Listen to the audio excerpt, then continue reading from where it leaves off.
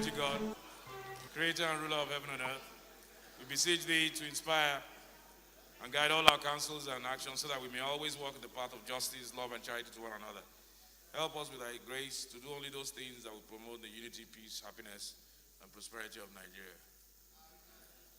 I pledge to Nigeria, my country, to be faithful, loyal, and honest, to serve Nigeria with all my strength, to defend her unity and uphold her honor and glory. So help me God.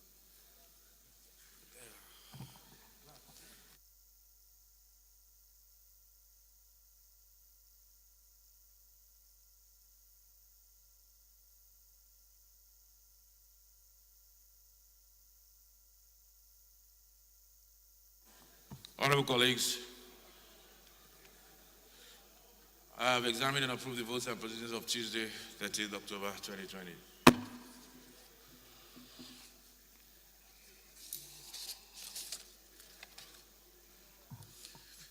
I have an announcement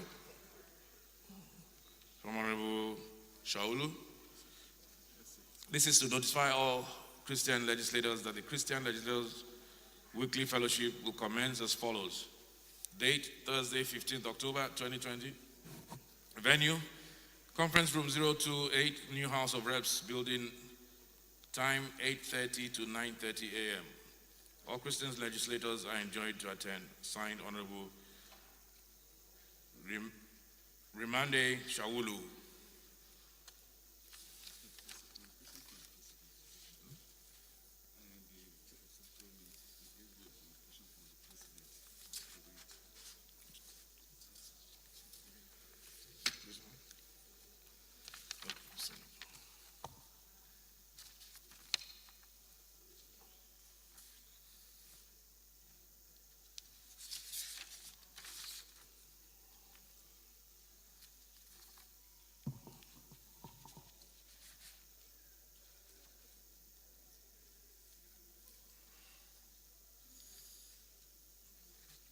Honorable colleagues, I have a communication from Mr. President. Dear Right Honorable Femi Gbajabiamila, Proceeds of Crime Recovery and Management Bill 2020. I am pleased to inform the honorable members that the above-mentioned bill was presented to the Federal Executive Council in Council Memo EC 2020-159 on 16 September 2020 and was subsequently approved for transmission to the National Assembly. Please recall that this bill was passed by the National Assembly in 2019 but was not granted assent due to some issues that were identified during the review. The Proceeds of Crime Bill is essential and critical in building an enduring and sustainable foundation for the fight against corruption, money laundering, and illicit movement of stolen funds through the banking system and across the Nigerian borders. The bill will also improve the ability of law enforcement agencies to seize, freeze, and confiscate stolen assets in Nigeria while observing all related constitutional and human rights laws. This bill will also address the problem of lack of transparency, accountability, and lack of credible records associated with the current procedure in the management and recovery of recovered funds by anti-corruption agencies and other institutions in Nigeria. An important feature of the bill is the creation of the Proceeds of Crime Recovery and Management Agency. The objects of the agency include the enforcement and administration of the provisions of the bill and the coordination of the recovery and management of the proceeds and instrumentalities of unlawful activity in Nigeria in collaboration with anti-corruption and other law enforcement agencies. Most importantly, the agency will ensure that Nigerians can benefit from the proceeds of crime by ensuring that once recovery is made, the properties and assets will be secured and that the final forfeitures granted through a court order can be paid into the confiscated and forfeited account to be domiciled in the Central Bank of Nigeria. These funds will be used for development projects approved by the National Assembly under the Annual Appropriation Act and also support the work of the law enforcement and anti-corruption agencies. It is my expectation that the House of Representatives will give the bill expedited hearing and passage into law given the importance of the bill in generating revenue for the country. Please accept, Right Honorable Speaker, the assurances of my highest regards, my highest considerations. Yours sincerely, Muhammadu Buhari.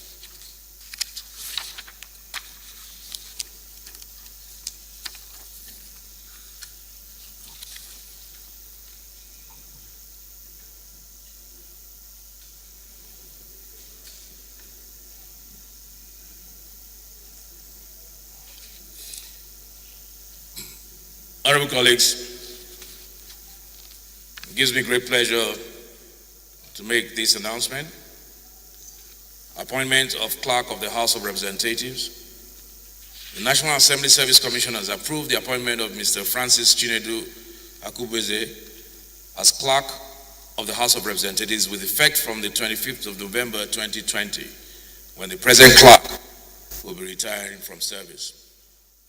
Mr.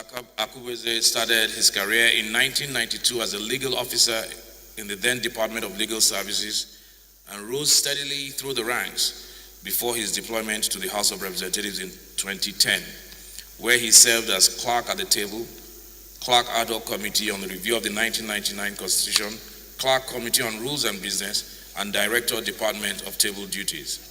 Until his present appointment, he was the acting deputy clerk, administrative matters. On a personal note, I have known Mr. Akubeze for a while since I've been here. I find him to be an upright, hardworking, committed gentleman, and we appreciate and we are glad for his appointment. Can you identify yourself, Mr. Akubeze? Congratulations.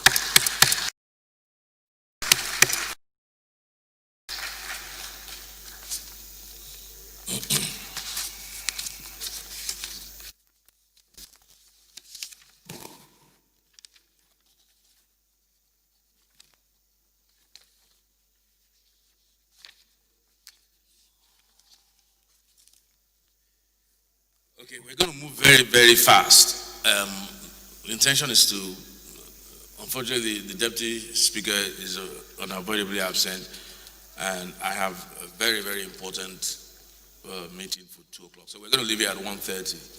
So we're going to move very fast. We're going to go straight to, once we've done the preliminaries, go straight to the debate, second day of debate on the appropriation bill, and we'll take 4 or 5 from each column, and we'll call it a day. Before then, are there any petitions? The Honorable Musa.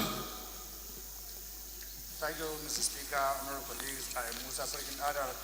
I represent Gadagora Representatives, and I have the pleasure to submit a petition written by one of my constituents who served the Nigerian Army for 21 years and was illegally dismissed after serving for 21 years and having fought in the Boko Haram area for 9 years. So may I, with the pleasure of the Council, Mr. Speaker, lay the petition. Yes, you may lay your report. Any more petitions?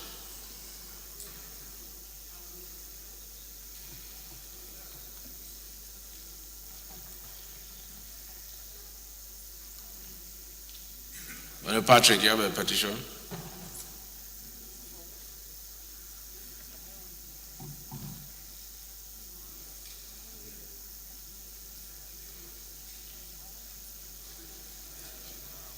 Honorable Yusuf, Balaji Yusuf, you have a petition? Can you turn off the microphones, please? So I think that will be all for petitions. Mike, this one. Petition referred to the Committee on Public Petitions. Yes, it is. No, I haven't been able to see them. I haven't.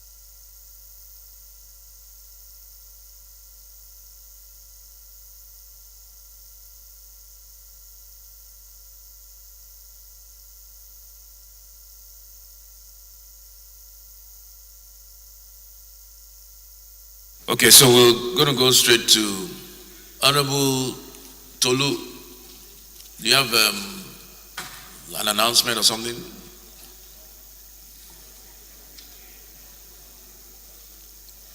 Thank you, Mr. Speaker and Honorable colleagues.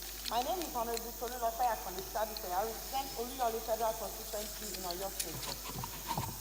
Yesterday was the International Day on Disaster Risk Reduction, and a motion was prepared and listed. Basically, in a nutshell, the motion was basically to bring to the fore the importance of preparing for emergencies and disasters that may occur. As we all know, we had an experience with the COVID-19 scenario. Several other such disasters have come across our environment here in Nigeria. We all know about the recent fire outbreak in Lagos State from the gas pipeline. And then we also know about the market fires. But if the country had a framework to prepare for these emergencies through the various agencies like the fire services, which is non-existent. Yesterday being the day that the United Nations had set aside for awareness on disaster risk management, we thought it was important that we brought this to the attention of the House and to have the House refer it to the proper committee to ensure that the federal government, the executive arm of government, takes this into cognizance in the planning, in whatever budget is presented this year. Thank you for the audience. Okay, I think that will be, thank you very much, Honorable Sharipe. That will be Committee on Emergency and Disaster, I believe. Honorable Tunji. Okay, so matter referred to Committee on Emergency and Disaster. So we'll go straight quickly to the budget. Honorable Woodil.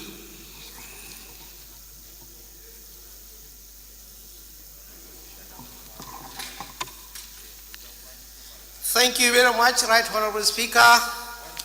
My name is Engineer Muhammad Ali Woodil. I represent Woodil Garko Federal Constituency. I'm from Kano State and member APC. Mr. Speaker, this budget presented by Mr. President is a budget that we need to look at it critically, Mr. Speaker. The budget is well presented, well received by this National Assembly. And Mr. Speaker, there are areas which, according to our legislative agenda, is areas that we are going to look at. Mr. Speaker, look at job creation. Mr. Speaker, part of the problem of this country is unemployment. I think, Mr. Speaker, unemployment needs to be treated with utmost respect in this budget. We have over 20 million unemployed youth in this country, or more, Mr. Speaker.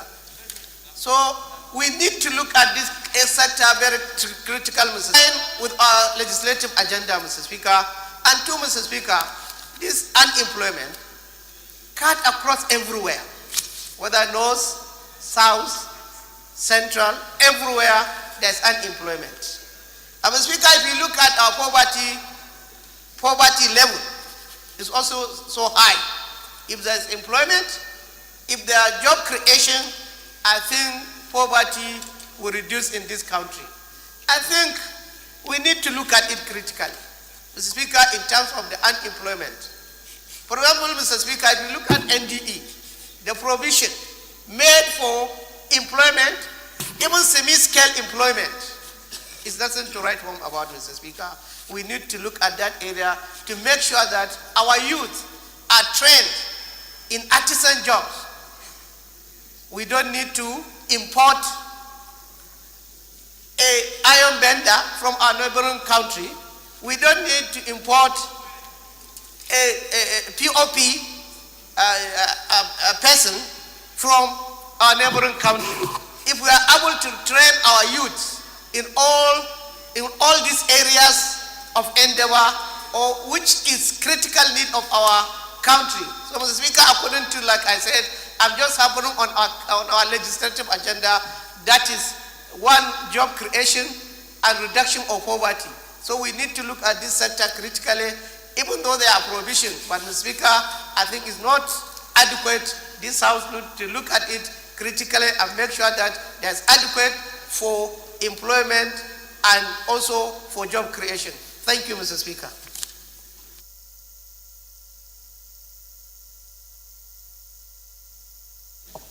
It's very interesting. It looks like you've talked about the legislative agenda. If you look at the budget very well, a lot of things that came from the executive came straight out of our legislative agenda, almost word for word. And to me, that is also commendable. For instance, in the area of healthcare, you'll see a provision that says 2 centers of excellence, as well as 1 accident and emergency center, will be equipped in federal teaching hospitals in each geopolitical zone. Look at your legislative agenda. It's almost word for word. And that's what I call collaboration. So our legislative agenda is receiving a lot of attention even from the executive. And there are other areas like that you find dubbed in the budget. I'm just following up on what you said. So we commend the executive for that.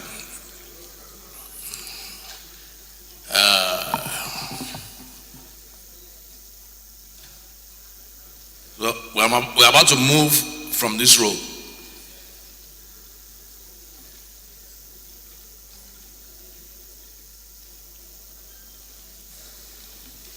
Kakale, Mr. Sokoto. Mr. Speaker, sir, honorable colleagues, Honorable Show Balaro Kakale, member representing Bodinga and Ngeshuni Traitor. I'm from Sokoto Building Show. Mr. Speaker, I want to commend His Excellency the President for the timely presentation of the 2021 budget. And of course, this House for being diligent and dedicated in debating issues. Honorable Rotimi, where are you going? In debating the issues that concerns our national development. My contribution, sir, is on the key assumptions of the budget. I want to draw the attention of the House that assumptions in budget all over the world. Take your appropriate seat. Honorable Rotimi, the whip is talking to you. Honorable Rotimi. Honorable Rotimi.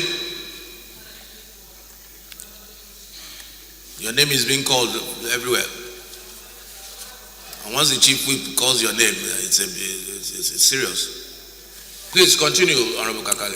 And according to best practices, it's not necessarily only on production economics. We have always pegged our assumptions on the benchmark of petroleum price per barrel, the number of barrels production per day, and also the exchange rate.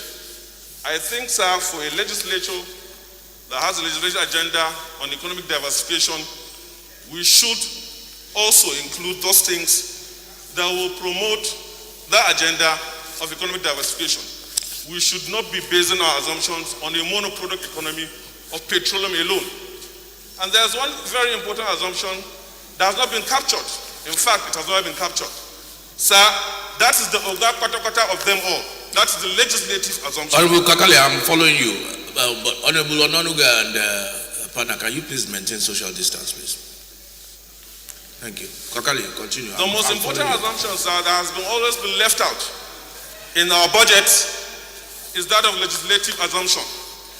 And this 9th Assembly, under your leadership, sir, has been able to break the jinx of maintaining the January-December cycle of the budget. It's a key assumption that should be captured, that unless the legislature has been able to pass that budget within record time, all other things will not be possible. More so with the Section 4 and Chapter 4 of the Constitution that give the power of the pulse to the National Assembly. So I want to call on the House to include the legislative assumption in this budget, being that it's the most constant and reliable assumption that this House has been able to achieve for last year and definitely for this year. I also want to appeal to the House to include other assumptions that will really reflect the socio-economic challenges of this country.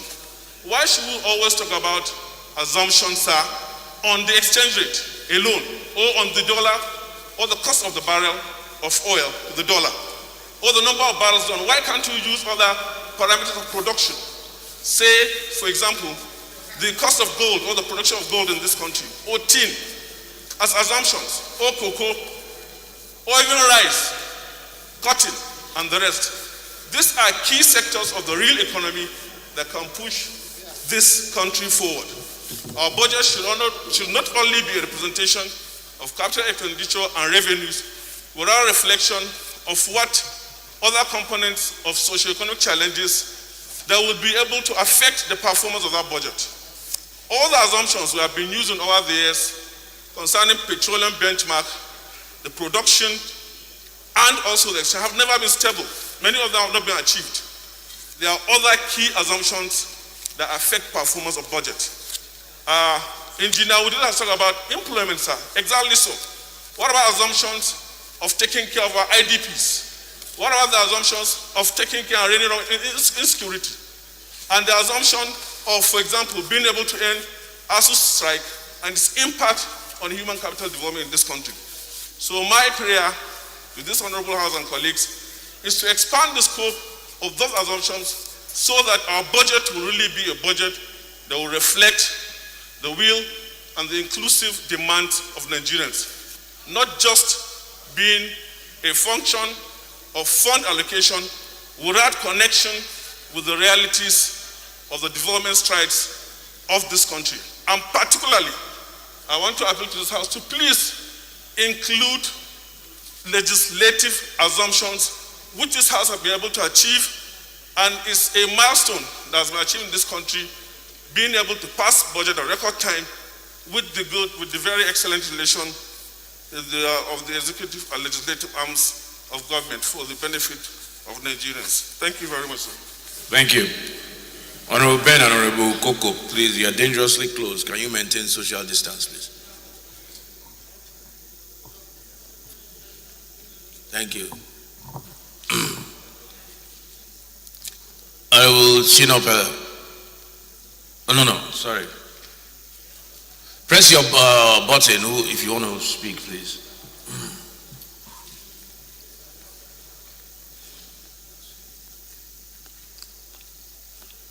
Yes, sir. Mr. Speaker, honorable colleagues, I'm Honorable Dr. Yusuf Tanko Sununu. I represent Yahudi Shanga in Gaski Federal Constituency. Mr. Speaker, I want to start by commending this Green Chamber for our proactiveness during the pandemic of coronavirus. Mr. Speaker, you will recall when we started, we only had 4 laboratories that can diagnose coronavirus in the country.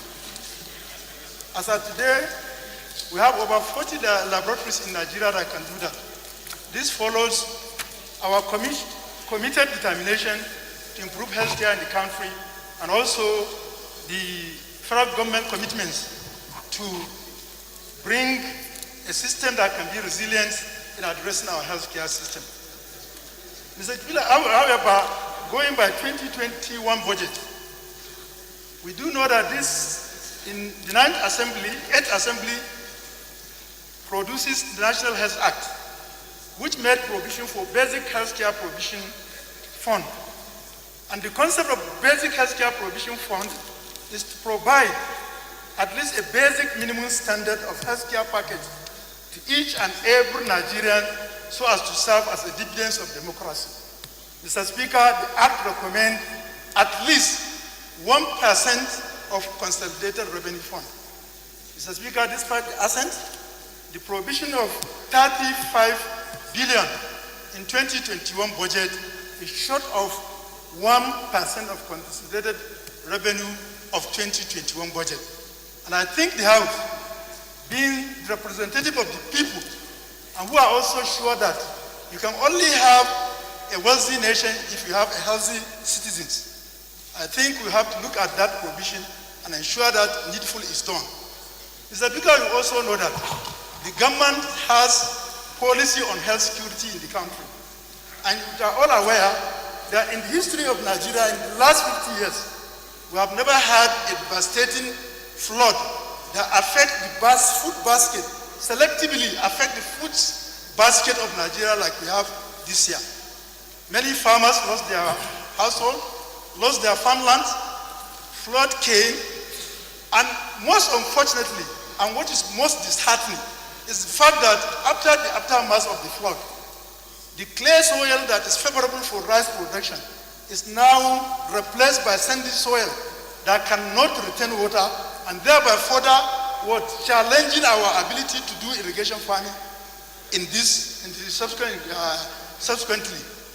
Mr. Speaker, I think we have to look closely and ensure that we include a fund that will serve as intervention to farmers in Sokoto, Kebbi, Zamfara, Niger, Jigawa, Kogi, and Kano that are affected by the devastating flood. Mr. Speaker, it is also high time for me to make this personal appeal to the House to consider the allocation and subsequent call on Mr. Speaker to inaugurate, Mr. President, to inaugurate the Hydropower Electric Producing Areas Development Commission. HAPADEC has been inaugurated and allowed to work. I don't think that the devastation we have seen today, we will have seen it, because the HAPADEC is aimed at addressing the challenges that brought us to where we are in terms of flooding. So I call on this House to still consider allocation of resources that will lead to the inauguration and commissioning of Hydroelectric Power Development Area Commission, so that it can address the challenges and also make it as a shock absorber in terms of producing, ensuring health security agricultural security, and thereby translating to availability of funds. Mr. Speaker, I want to say that the two issues I've mentioned, healthy nation, food security, are very, very vital. And all, if not addressed, can increase and have the tendency to promote insecurity in our country. As it is now, I'm worried. What happened to average youth that can produce 100 bags of rice in my constituency, and today he has no land to produce 10 bags of rice. His life, sustainability of his family are all dependent on that. I do hope that the House consider this my personal appeal to consider the issues I've raised. Thank you, Mr. Speaker. Thank you. Chairman, Business and Rules.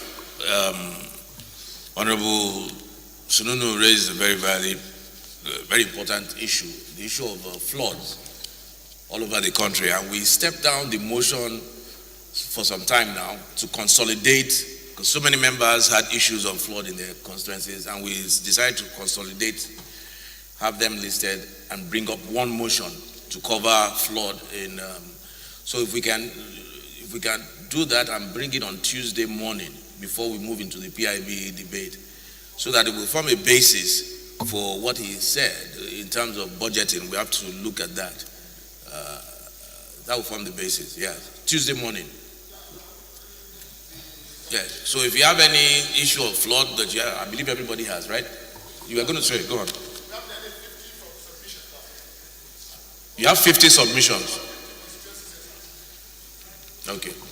Thank you. So Tuesday morning, yes, we'll list all their names, and so that we can just take it before going to PIB and use it for the basis for whatever we're going to do about it in the budgeting process.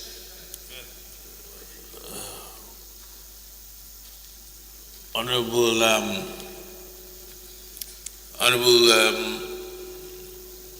Osai, you will speak at your own peril. You've spoken with the leader.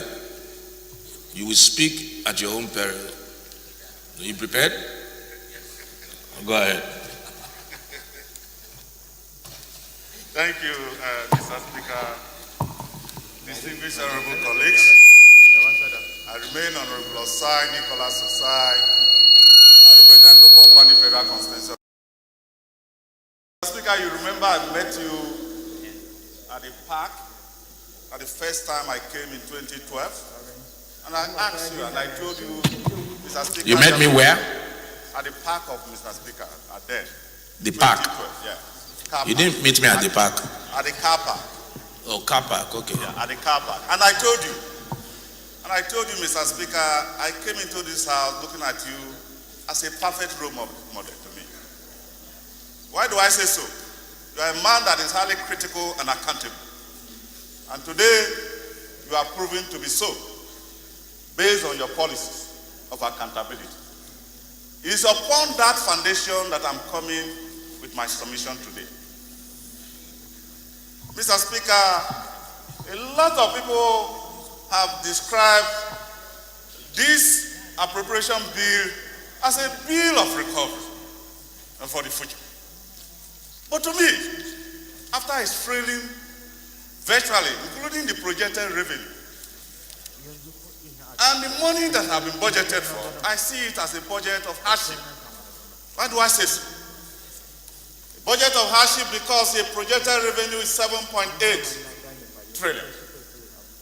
The actual budget estimate at 13 points. You minus that, it gives you almost 50% deficit. We are servicing a 2020 budget at 3.something trillion. And on 2021, we are servicing at 4.2 trillion. Is that a budget of recovery or a budget of hardship? Mr. Speaker, distinguished honorable colleagues, I look at Niger Delta Development Commission budget as 65 billion. Mr. Speaker, you agree with me that the federal government is owing NDDC 1.6 trillion naira. I have got that information and I have the facts. Mr. Speaker, a place you think you want to revive the economy of a place that even sheep cannot bet, and they have the waterways. A place that the Transport Ministry lay emphasis on only railway. Now, what is the multiply effect in a macro perspective? Or from here, Abuja to Kaduna. If I listen very vividly, the information minister, that particular race is running at a loss. As a loss. Now, if that means that in the next 10 years, that means in the next 10 years, we cannot be able to even recover money to pay one quarter of amount that is invested into it. Mr. Speaker, distinguished honorable colleague, you remember all of us, many of us have visited Singapore. What's the economic state of Singapore is the marine sector. The marine sector that thrives and becomes a nerve of the Asian tigers and today produce what it takes to do. Okay, let's look at the agri sector, Mr. Speaker, distinguished colleague. I was just looking at this document and I saw where Nigerian government budgeted 25 billion. You agree with me that the percentage of our people that have got no job today, that's why you are seeing the street, that they are demonstrating. They are angry. They're demonstrating because there's no particular fund channel to address the concerns of the youth effectively. We are budgeting a 13-point-something trillion and we cannot even put 100 billion channel fund to youth. We'll be able to redirect them. Mr. Speaker, distinguished honorable colleagues, and we sit down in this chamber and call it a budget of recovery. To me, it's a budget of hardship. It's a budget of hardship. And that's why I've seen this document, Mr. Speaker, distinguished honorable colleagues. I have also discovered, Mr. Speaker, we're investing about 900 and something to energy sector that we have regulated. Many discos today. It then means the house should do its work. How would the house do its work? It then means more oversight functions should be done as respect to what we have been able to give to regulate that sector. It then means those discos that want to be able to distribute light to our people are not living up to expectations. And what we should do, based on your legislative acumen and based on your legislative blueprint that we have come to embrace because of your in-depth knowledge in the legislative Mr. Speaker, distinguished honorable colleague, any disco that is incapable of putting more infrastructure for what has been given to him, Mr. Speaker, we should cancel that particular issue because there are clauses in most of those agreements. Mr. Speaker, we are tying up an agreement that we're doing counterpart funding at 710 billion naira for counterpart funding for already multilateral and bilateral agreement that has been signed. And yet no single agreement has been deposited in this chamber for us to extray the articles of those documents. And we want to pass it. We should ask ourselves a question. These are big problems and these are big issues. Mr. Speaker, I believe in you and your leadership. Very strongly. Why do I believe in you? Because I've come to learn about you. I've come to study you. Sir, you can't be blowing hot and cold at the same time. You either blow hot or cold separately. Continue. You know, thank you. I see Mr. Speaker as an intellectual beyond anything. And that's what I see in you. And that's why I want to learn you. Mr. Speaker, in furtherance, we don't always stop on the plenary. Mr. Speaker, I raised a very strong issues about 710 billion naira of counterpart funding that has to bring, there is articles of agreement, both commercial, must be brought to the National Assembly for scrutiny. So that at the end of the day, we wouldn't say the National Assembly has passed it. Why should we go about it again? Those are key issues, Mr. Speaker, distinguished honorable colleagues. Thank you, and I rest my case. Yes. Thank you, Honorable Osai Osai, for your incisive contribution. We're debating, if you remember your rules very clearly, the general principles, the merits and what? Demerits. Not the merits or demerits. Merits and demerits. So you have debated the demerits as you see it of the bill, and you've made some good points. Are there any merits to this bill? I want you to, yes.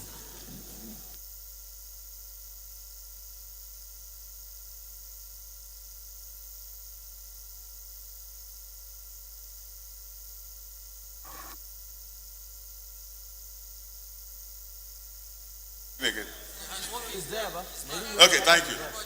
Thank you. In life, Mr. Speaker, in life, even some people see life as hardship, while some see it as favorable. So in life, there are two coins. There's always a merit. Like what I said, that Mr. President, for instance, I shocked one person yesterday. I said, Mr. President, have done well in 2020 budget for releasing funds to address some concerns. Areas I will give him kudos, I give. The area of concern because of our youth. Demonstrating today, we don't know about tomorrow, how they are going to go about it, so we must plan for them. And in planning for them, Mr. Speaker, when I was in secondary school, I just want to give me a little. Just go straight to the merits. Thank you. When I was in secondary school, what happened when you were in secondary school? Loan was taken by Nigerian government under President Shagari. Loan was taken. And at the time the loan matured, when President Babangida came to power, there was what we call SAP, austerity measure. That affected me strongly, and that's why we have to warn for 4.2 trillion loan. That affected me very strongly, psychologically, in my education. And I wouldn't want it to affect the coming generation. By all standards, I praise Mr. President on so far-reaching project. A point in question is the aviation sector. The aviation sector is thriving very well today. You can look at Kano that have all the facilities of international standard. You can look at Abuja today that has all the facility of international standard. You can look at Lagos today. Mr. Speaker, I saw 4.10 billion on work, Ministry of Works. Today, the Ministry of Work only design roads, engineering roads without even constructing the road. We have taken 5 years to do engineering drawing. Merits. So because these are key issues. Mr. Speaker, let me rest my case on it. Yes. Thank you very much. So we have gotten you to speak for the bill as well, in favor. as you spoke a little bit against, you spoke very well in favor of aviation, youth empowerment, and the rest of it. Thank you very much. Honorable Chawai. It's only unfortunate that he has not done enough research to speak in favor.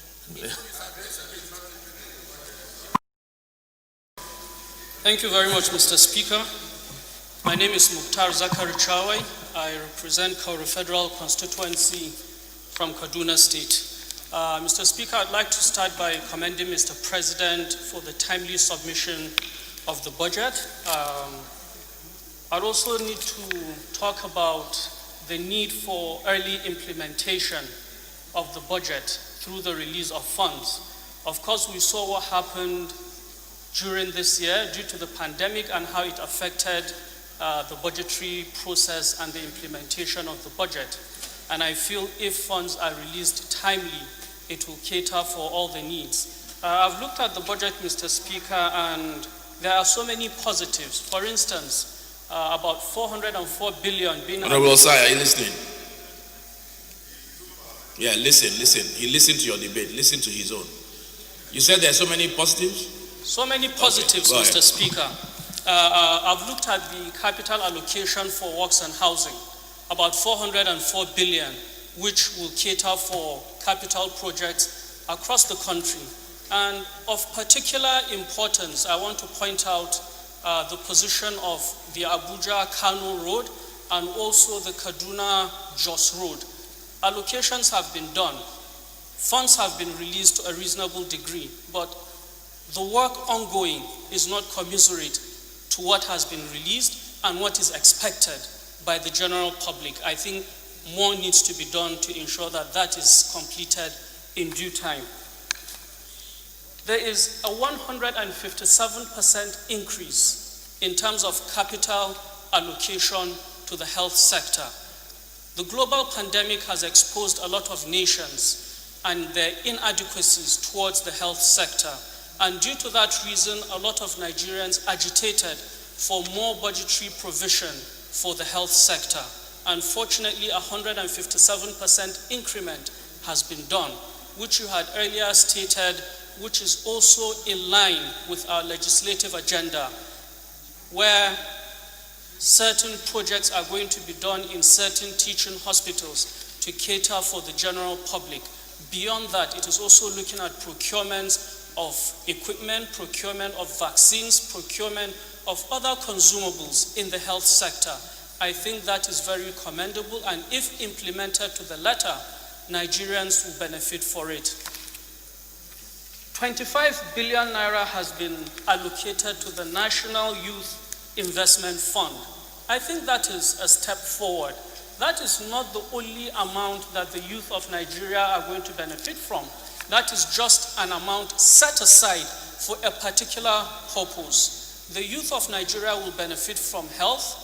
They'll benefit from provision in the work and housing sector. They will benefit from provisions in the agri sector and every other sector. But this 25 billion is budgeted specifically for the youth of Nigeria, which other people might not benefit from, in order to enhance capacity of the youth. This in turn will also address what Honorable Engineer Woodil spoke about, where we need to empower the capacity of our youth, not necessarily through white-collar jobs, but every other aspect, so that they will be developmental and they will contribute to nation building. That is very commendable, Mr. Speaker. We have a priority list. Mr. President has mentioned key priority sectors during the budget presentation, Mr. Speaker. Nigeria relies heavily on oil for its revenue. Now, I thought we are going to diversify in every sector to an optimum position. And what do I mean by this? The solid mineral sector, Mr. Speaker, I believe is the way forward for Nigeria, because our reliance on oil, I think, is coming to a term where we should look elsewhere. And for us to develop, for us to diversify, the solid mineral sector needs to be a priority sector in the Nigerian economy. But not much attention, I feel, is being given to that sector. If we look at the recurrent provisions for that sector, the Mines and Steel Ministry basically got about 10 billion, while the capital allocation is just about 11 billion. So if you add both of them, we're looking at 21 billion for the mines and steel sector. I think the extractive industry needs more than 21 billion naira budgetary provision to make it competitive enough to ensure that we diversify our economy through the solid minerals sector. Thank you very much, Mr. Speaker. Thank you very much, Honorable Chawai.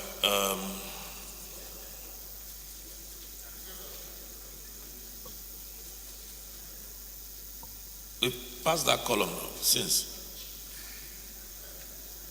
When I said it, I said that we're moving and nobody signified. No, we'll come back to you, Chairman Business, don't worry. Honorable Ojo, what are you doing there? That's not where you sit now. Go ahead. I was trying to get your microphone on. Thank you, Mr. Speaker. My name is Honorable Olubumi Tunjojo. I represent the good people of Ondo. Mr. Speaker, I wish to lend my voice to this worthy debate. First of all, let me congratulate Mr. President for the detailed work that he has done, and I also congratulate his team for putting together this wonderful document. For me, congratulations on your victory in Ondo. Thank you, Mr. Speaker. God made it possible through you, sir, and the people of Ondo. For me, when we look at this budget, I think it's a budget of recovery, because we look at agriculture. The capital component of the budget for agriculture is about 110 billion. For me, it shows that the present administration is looking towards the diversification of the economy. And key areas of our economy where we have always had complaints about transportation, we have about 255 billion capital, power 198 billion, works over 400 billion. For me, I think critical sectors of our economy have been well budgeted for. But that's about the merit, as you said. This debate is about merit and demerit. The demerit for me is about the NDDC. We have seen it as a trend. Whenever budgets are submitted, the executive tries to follow the laws of NDDC, which has to deal with 1% of anticipated money due to member states. But there is no provision for the debt that the federal government is owing NDDC. We believe that the debt at the moment is about 1.6 trillion naira, and that is not that was not catered for in the budget. So for us, for the Niger Delta people, for the people of Nigeria, it's important that the 65 billion does not represent what is due to the Niger Delta Development Commission for the development of this region that has suffered so many years of deprivation and so many years of neglect. So for us, we believe that the budget needs to be reviewed by this House to accommodate the debt, the federal government outstanding liability. The budget needs to be reviewed by this House to accommodate the debt, the federal government outstanding liabilities for the Commission, which stands at about 1.6 trillion. Having said that, Mr. Speaker, I speak on behalf of the Nigerian people, I speak on behalf of the Niger Delta people, that this House will be able to use the power of appropriation vested in it by the Constitution of the Federal Republic of Nigeria to do the needful by making these funds available for the development of this region. Thank you, Mr. Speaker, for the opportunity to lend my voice. I remain grateful. Thank you, sir. Thank you, Honorable Ojo. The question arises, how did NDDC incur such an amount of debt, 1.6 trillion? How?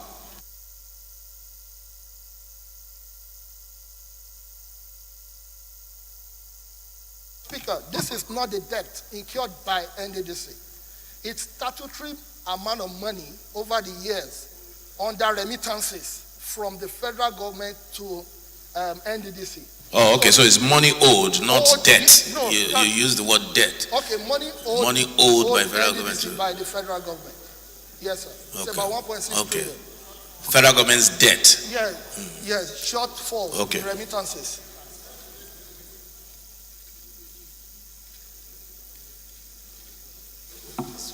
Small large. Honorable Davidson is here? No. We're going to take one more on this road so that we can move on. Like we said, we're going to move very fast. Honorable Balogun. Mr. Speaker, sir. Well, we are very happy that even despite the pandemic we had this year, we were able to get nothing less than 50% implementation of the capital project across board. And I believe before the end of this year, we should be hitting 80 to 90% of capital implementation. So we say that's a very good record for Nigeria, because it's been long, if I can remember at all, when we've been able to get to that level of capital implementation. Because it's not just enough for us to budget, it's the area of implementation that really matters, and we give a lot of kudos to His Excellency, and I also congratulate us for giving the President the necessary support in that area. But coming to this year's budget, going through the capital projects too, has been encouraging. But in the area of implementation, we know that we are facing crisis of increasing debt. That is on the one side, and our dependence on oil, which has now actually given up the required dividend in terms of utilization. If, for example, Nigeria is still importing over $54 billion worth of refined products today, and you know what that will be to our economy if we can have a reversal of that area. So we've been saying that government should put emphasis on revenue generating areas, and the President said during the budget speech that our problem is increasing the revenue. How do we increase the revenue if we don't put enough emphasis on areas that generates the revenue? And these are the areas we should now be looking at. Prioritize our capital projects into areas that will increase what will be coming on. This is where those are the areas that will be investments.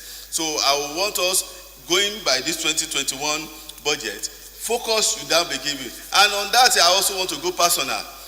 I moved a motion on the floor of the House on the construction of the coastal road, which is a very vital road for the revenue of this country.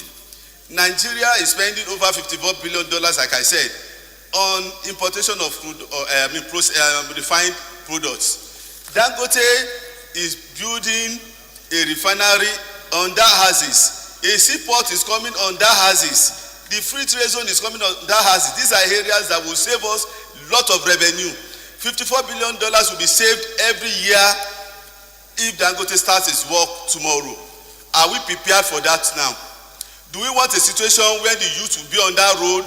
We had a similar situation early this year because of the state of the road along the Lekki hazes.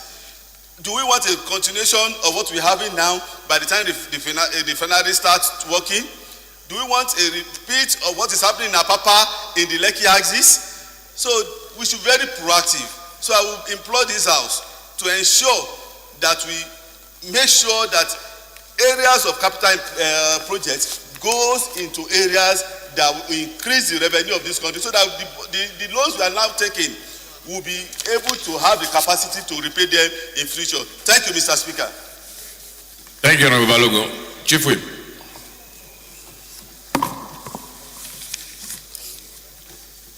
Honorable Speaker, honorable members, my name is Mohamed Tahir Munguno. I represent Marche Munguno Ganzai Federal Constituency of Borno State. Mr. Speaker, honorable members, I commend Mr. President for timely presentation of the budget, and equally also commend the executive arm of government for nearly implementing up to about 50% of the budget as we are speaking now, because in some cases 75% of the budget, because over the years, the trend has been around this time when the budget is presented, it's only about 30-40% implementation of the budget. Now that we are witness about 50% implementation of the budget and still expecting more before the budget is passed, the executive arm of government deserves kudos for that performance. Mr. Speaker, honorable members, my submission is with regard to agriculture. Looking at the budget, agriculture got about 110 billion naira of the capital expenditure. And there is the Maputo Declaration, where all countries in Africa willingly agreed and signed the Maputo Declaration to the effect that they are going to commit at least 10% of their budget to the agricultural sector. And this commitment was done against the backdrop of the fact that agriculture, not only in Nigeria but in Africa in general, accounts for about 70% of our employment and accounts for a substantial part of our gross domestic product. So it's a sector that we need to give a lot of emphasis in our national budget. Looking at our budget now, agriculture got about 0.something% of the budget. Agriculture is not even given about 1% of the budget. So there is a need for an improvement in the agricultural sector in view of the fact that agriculture accounts for about 70% of our employment and about 30% of our gross domestic product. Mr. Speaker, having looked at the budget also, I realized that over the years, the northeastern part of the country enjoys the least amount of budgetary allocation. And this administration also is not an exception. So there is a need for us to look at that aspect and also increase the budgetary allocation to the northeastern part of the country. Because apart from the Boko Haram insurgency, is the zone that is least developed in terms of infrastructure. Our roads are in a complete state of disrepair. Our infrastructure is in rumbles. So there is a need for a robust allocation to the northeastern part of the country. Though we commend Mr. President for the Northeast Development Commission and also for the robust allocation of 29.8 billion naira to the Northeast Development Commission for the purpose of taking care of devastation occasioned by the Boko Haram insurgency. And then lastly, I want to emphasize on the need in terms, in line with our legislative agenda, for a very robust oversight on our part. So with a view to seeing to the logical implementation of the budget so that Nigerians will enjoy the dividends of democracy that is enshrined in the budget. Thank you.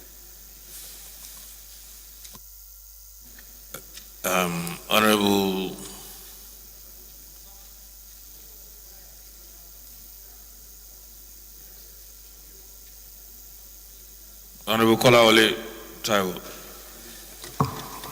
Thank you, Mr. Speaker. Mr. Speaker, sir, I also want to start by commending the executive arm and the legislation. Honorable Koko, please. For their proactive reactions during the pandemic by coming up with the revised budget for this present year budget. But I have an observation, because the revised budget reduced our projection on oil by reducing the cost of sale of barrel of oil to $28 per barrel. But according to the president, by the end of the day, the barrel of oil now goes for $40, which means we are having a new surplus of about $12 on each of the barrel of oil we are selling. I think since we have revised the budget, the executive need to come up with a supplementary budget to take care of that addition, not just spending that surplus, because there is a ripple effect on it down below. But when they talk about excess crude oil, the state will spend it without any supplementary budget. The local government will also do the same, and that is not budgeting.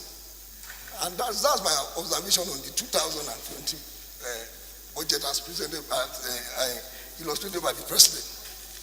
On 2021, Mr. Speaker, the lowest point of the president's speech was when he talked about the exchange rate.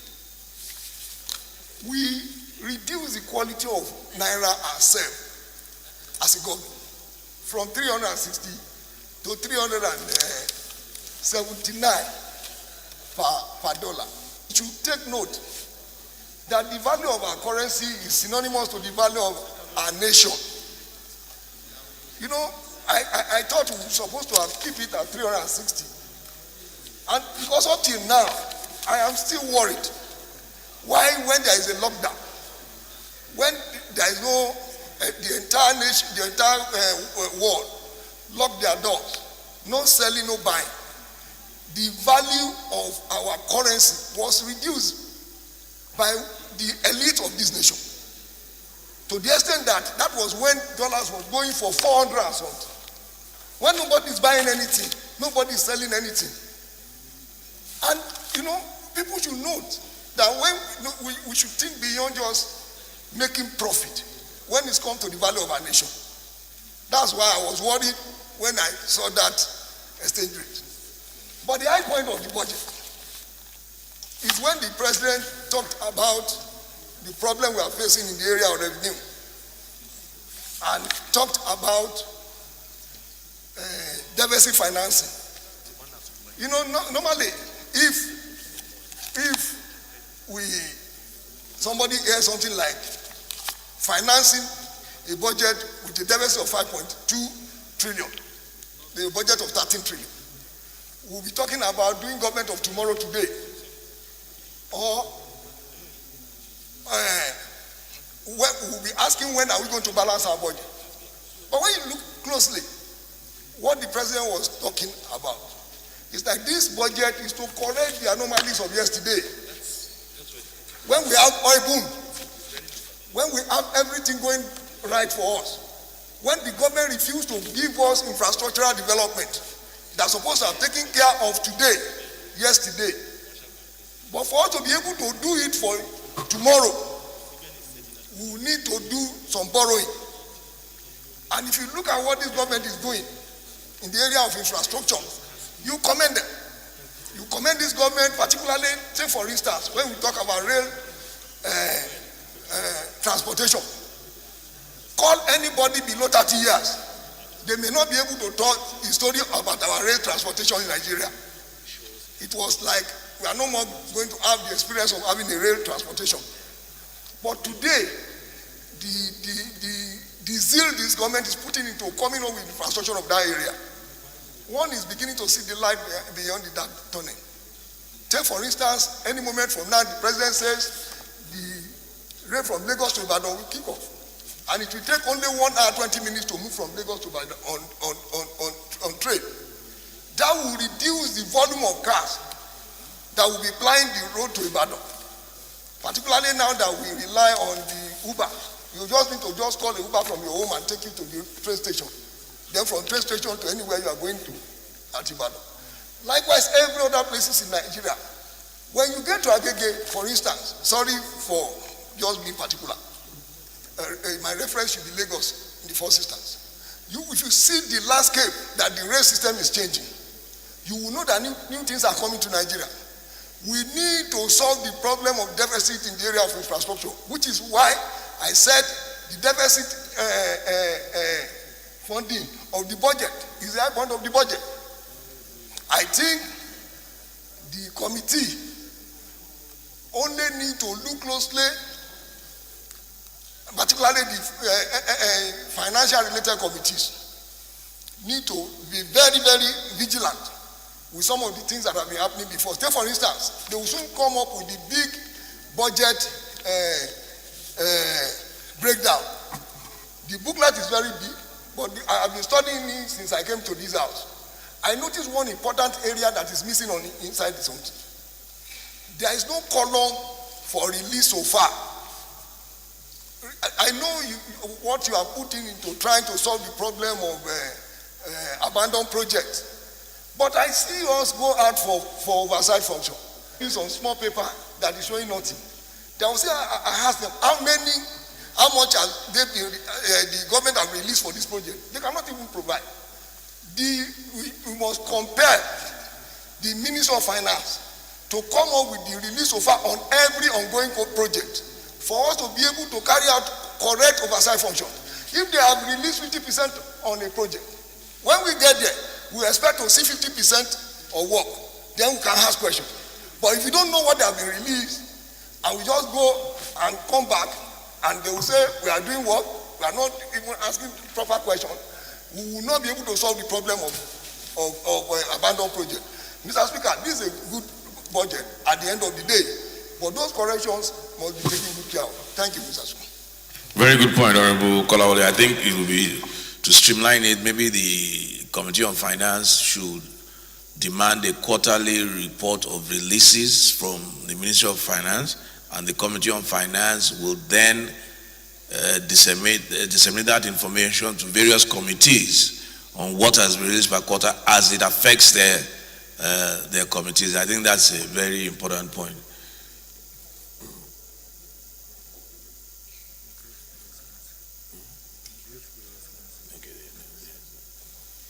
Honorable Bamidele.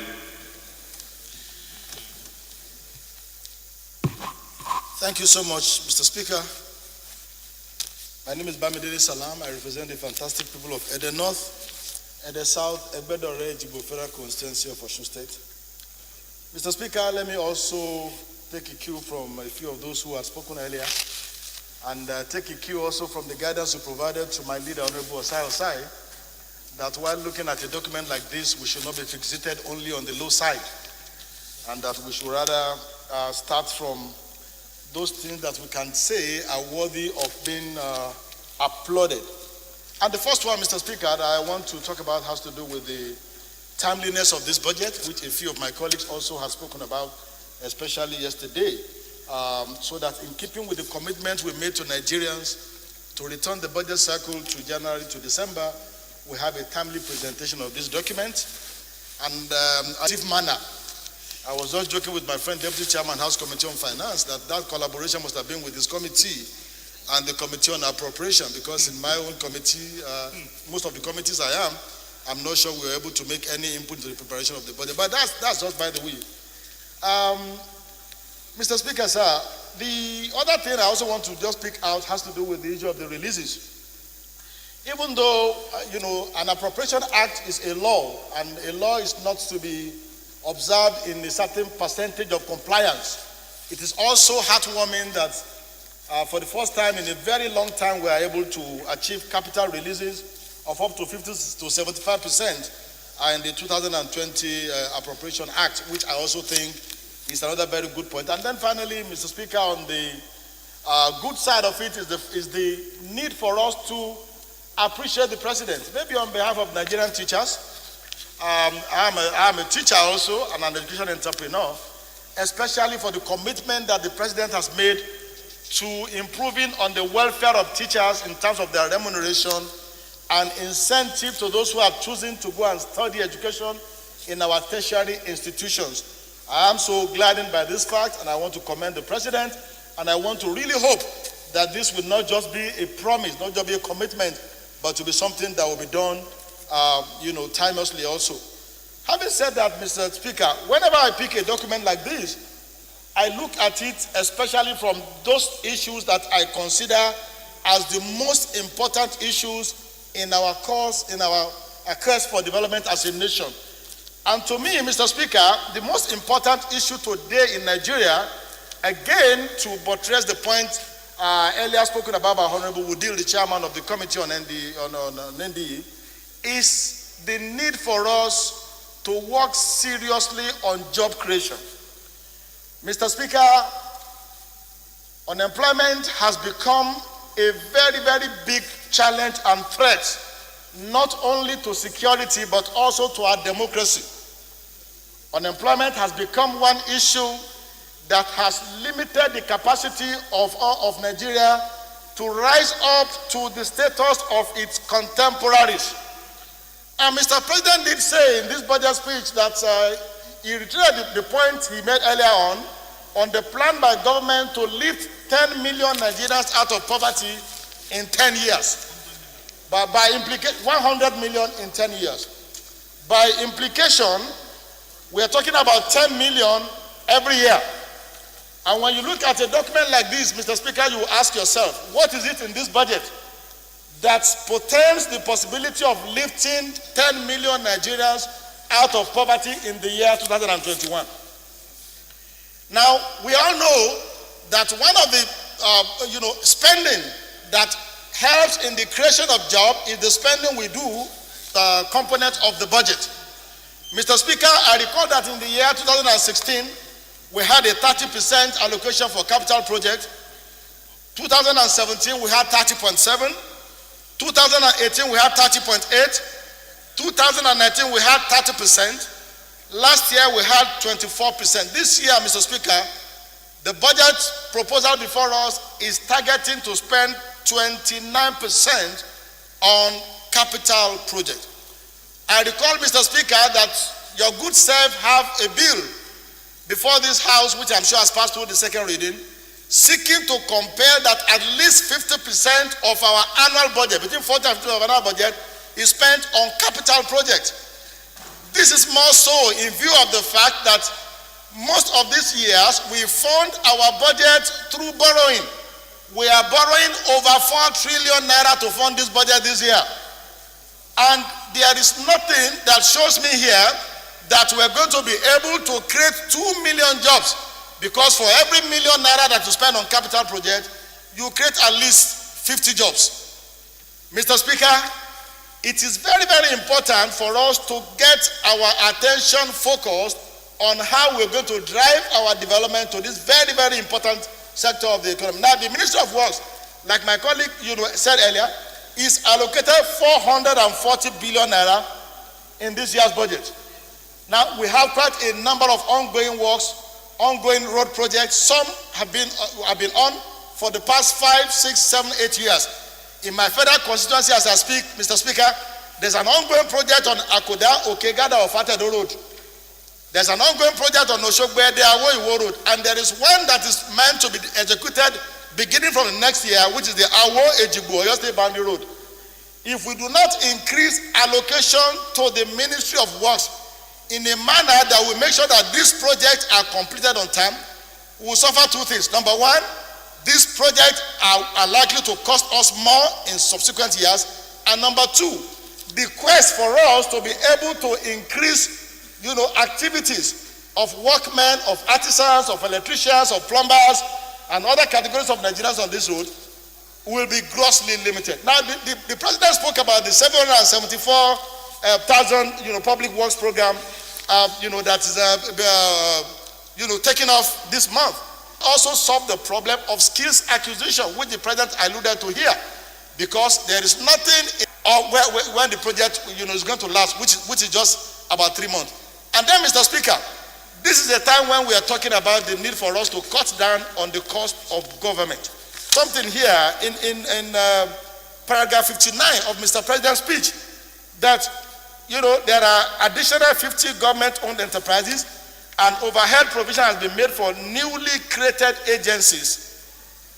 Now, I think we should take this very serious. Whenever you talk about cutting down the cost of governance, the attention of Nigerians is on the National Assembly. Yes, we may need to do certain things about this structure, but the more fundamental ones are the duplication of agencies of government that we have everywhere. And every year we budget money for them on capital, on overhead, and personnel. And yet we are still creating new agencies.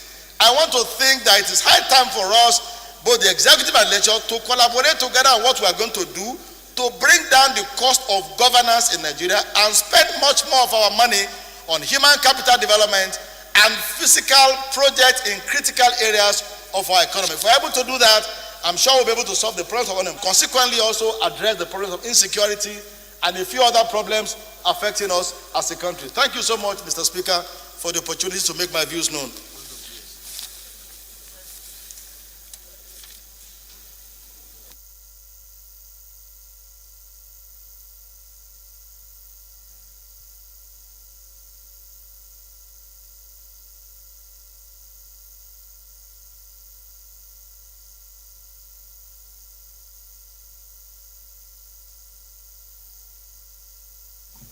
Thank you, Honorable Bamidele Salau.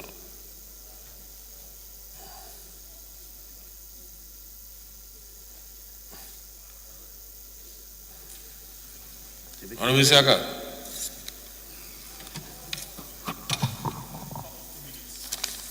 Yes, we have to keep it short. We're supposed to leave here at 1:15. So we have to, because we still have this column here.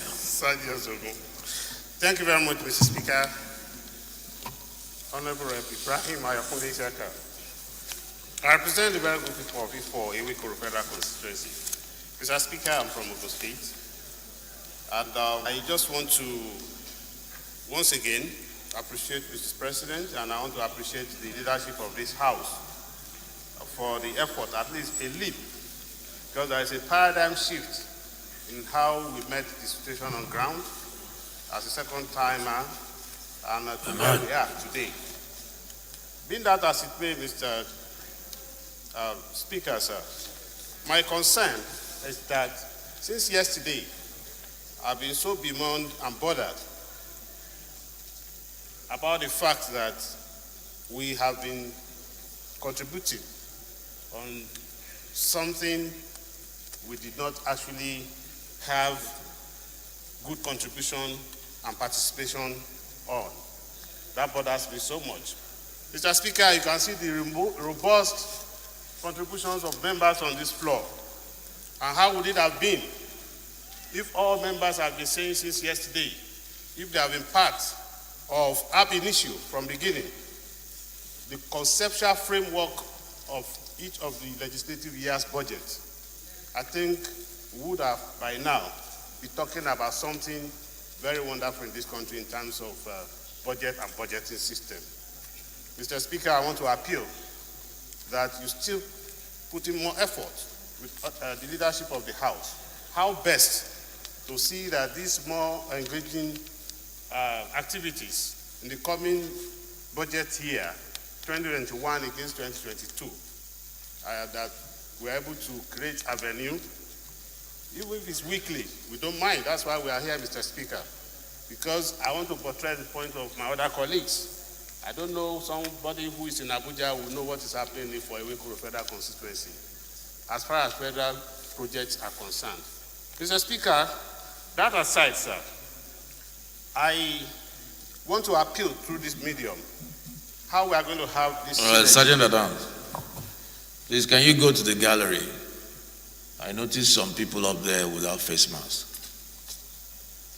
That's totally against the protocol. Members are here in the belly of the chambers with face masks. I don't see why anybody up there is without face mask. Please, sorry, Shaka, continue. Thank you very much, Mr. Speaker, sir.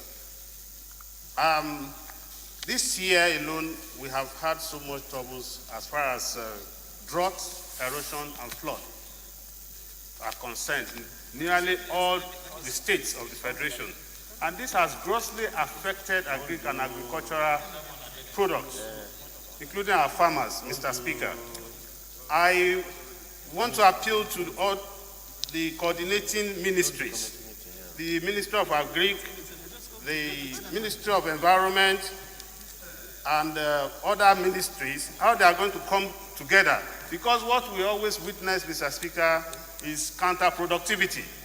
When Ministry of Agriculture will be doing something different, and Ministry of Environment and other coordinating agencies of government, as far as our farmers are concerned.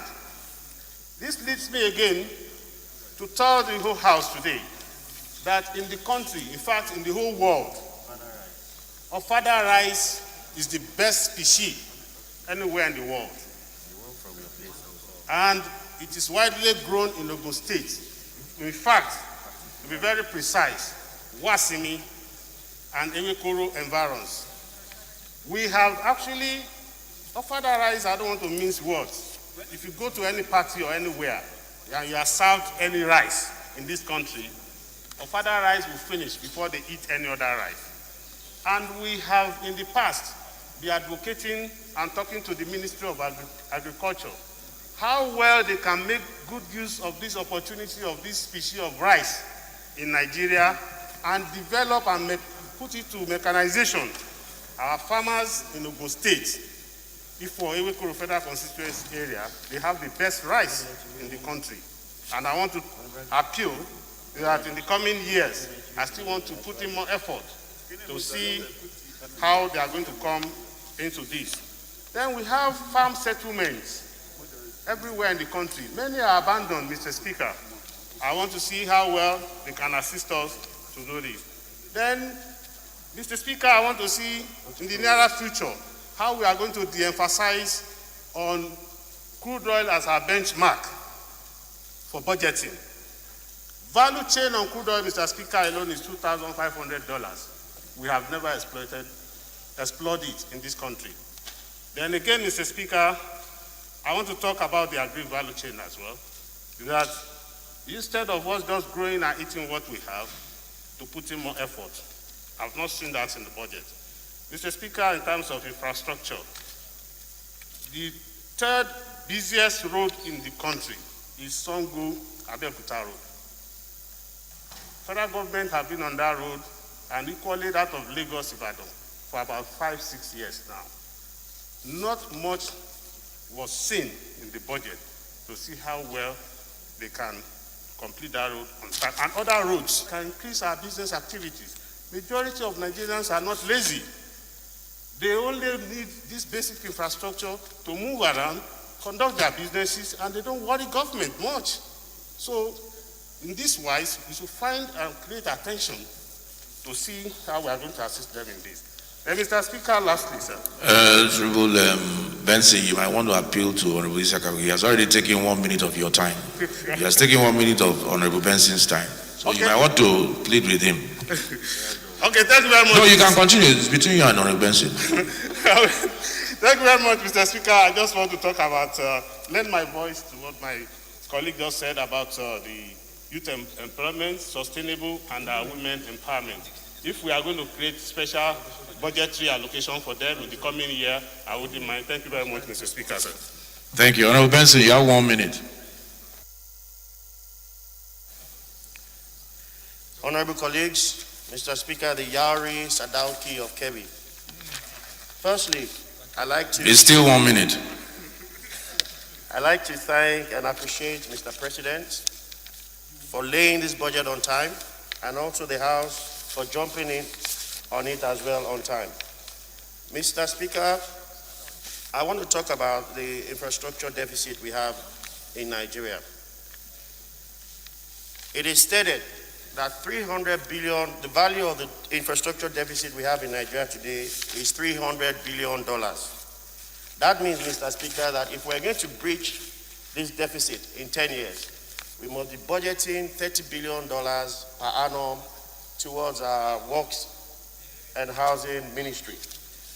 Today, Mr. Speaker, the budget for works and housing is less than $1 billion. Mr. Speaker, the catalytic effect of a country with infrastructure can never be understated. The less infrastructure you have, the more unemployment, the less growth, the less happy your citizens will be. The more infrastructure you have, the more prosperity, the more GDP, the more growth, the more happy your nation will grow.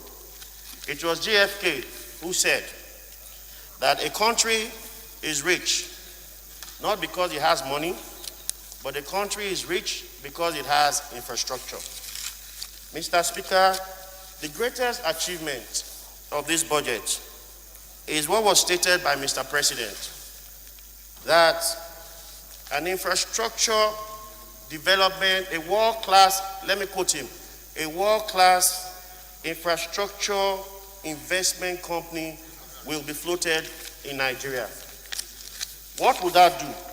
That would speedily bridge the infrastructure deficit we have, because it's going to leverage on CBN allocations, it's going to leverage on the idle pension funds we have at the moment. It is also going to leverage on the expertise of the Sovereign Wealth Fund. Mr. Speaker, to me, that is the biggest achievement in the budget of 2021. Accordingly, Mr. Speaker, I urge you and all of us to assist the government in any way possible to ensure that this company sees the light of the day and starts implementing its agenda with the fierce urgency of now. I also implore all of us to please look kindly again at the Ikorodu-Shagamu Road. The Ikorodu-Shagamu Road houses the biggest industrial estate in West Africa. It is moribund, the roads are bad, and always a paltry sum is included in the budget year in, year out. I think the step in the right direction will be for all of us to please support and encourage an enhancement of the budget for the completion of that road. Mr. Speaker, with these few points, I hope I've contained myself in the 1 minute you've granted me. Thank you. Defense. It's okay, no worry. It's all right. You can't have two bites at the apple.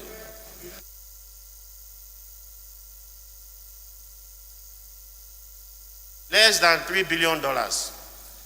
I remember watching TV the other day, and a young man compared our defense budget to the defense of Man City Football Club, to the budget of the defenders in Man City Football Club. You will be shocked, sir, that those 3 guys or 4 guys who defend for Man City earn more than the entire defense budget we have in Nigeria. Our defense budget, sir, is comparable to the defense Navy budget of Algeria. So, but Mr. Speaker, this also needs to be enhanced, and I know you would assist the defense industry, because without defense, Nigeria is not as protected as we want it to be. Finally, Mr. Speaker, it will also be a great achievement if we can put the defense budget on the first line charge. What we get week in, week out is 50% release. This releases issues we have in other MDAs, other agencies, also affect the efficacy, the effectiveness of our men in the military. They can hardly buy hardware, they can hardly buy software, and our country is heavily insecure as we speak. So we look for your kind assistance in this, sir. Thank you very much. I'm sure you will agree that defense funding, or funding rather, is a function of revenue and availability of funds. And although security is top priority, revenue has to spread to so many other sectors. Honorable Sada Soy. I'm missed in line. I'm sorry. Mr. Speaker, my name is Sada Soli. I'm representing Jibia Keita Federal Constituency, Mr. Speaker. I'm from Katsina State. Mr. Speaker, I'm worried with our deficit. A deficit of 3.64% of our GDP is a source of concern. It's a source of concern for me in this area. Because if you look at the threshold of 3% set by Fiscal Responsibility Act, our deficit is inconsistent with the provisions of that act. And then we must be careful. The budget can be challenged in the court of law. Sorry? Yes. The what? The 3% threshold set by Fiscal Responsibility Act is the deficit. It's at variance. Yes, it's at variance. So we must look at that. We must be careful about that when we come to deal with this issue. You said it might be challenged? Yes, sir. But I asked this question yesterday, that doesn't the Fiscal Responsibility Act allow a variance by the National Assembly? We want to see the variance, sir. Yeah. So that it will be the output here that will determine, and I think we are empowered by the Fiscal Responsibility Act to do that. It's something of concern, and it's something that we should. Oh, absolutely, yes. Yes. Mr. Speaker, the President made mention of completing ongoing projects. That's a welcome development. But we must address the issue of cumbersome nature of our procurement process.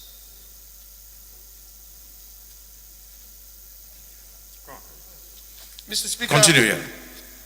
Also, as long as we want to complete projects, if you look at the implementation of our budget is being handled by the civil servant. So we must address the recidivism of our public sector governance. The level of recidivism in our public sector governance is a very serious hindrance in completing projects in this country. So year in, year out, we have this preponderance of ongoing project because of the cumbersome nature on the way our public sector governance is structured. We must also address that so long as government wants to achieve a 12-year calendar budget cycle. Mr. Speaker, the budget must invest in our manpower. Why do I say so? If we do not invest in our manpower, we cannot be competitive. Look at China today. Where was China 25 years back? But they have realized they have the manpower, they have to invest in it, and they have invested in it. Today, China is competitive in the world. So we must take that advantage of investing in our manpower.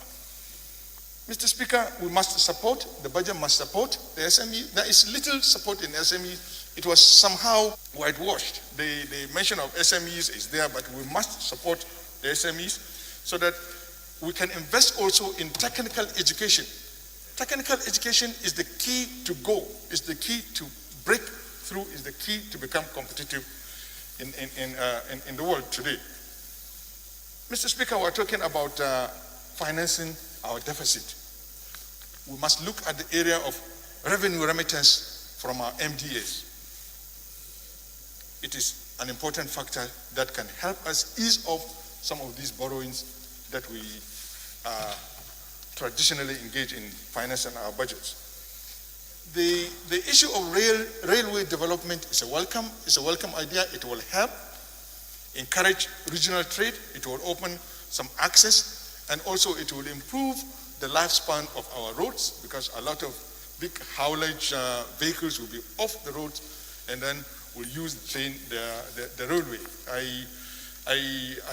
I support Mr. President, and it's a welcome development the way they are going to open up some of the corridors that will connect most of the regions with railway development.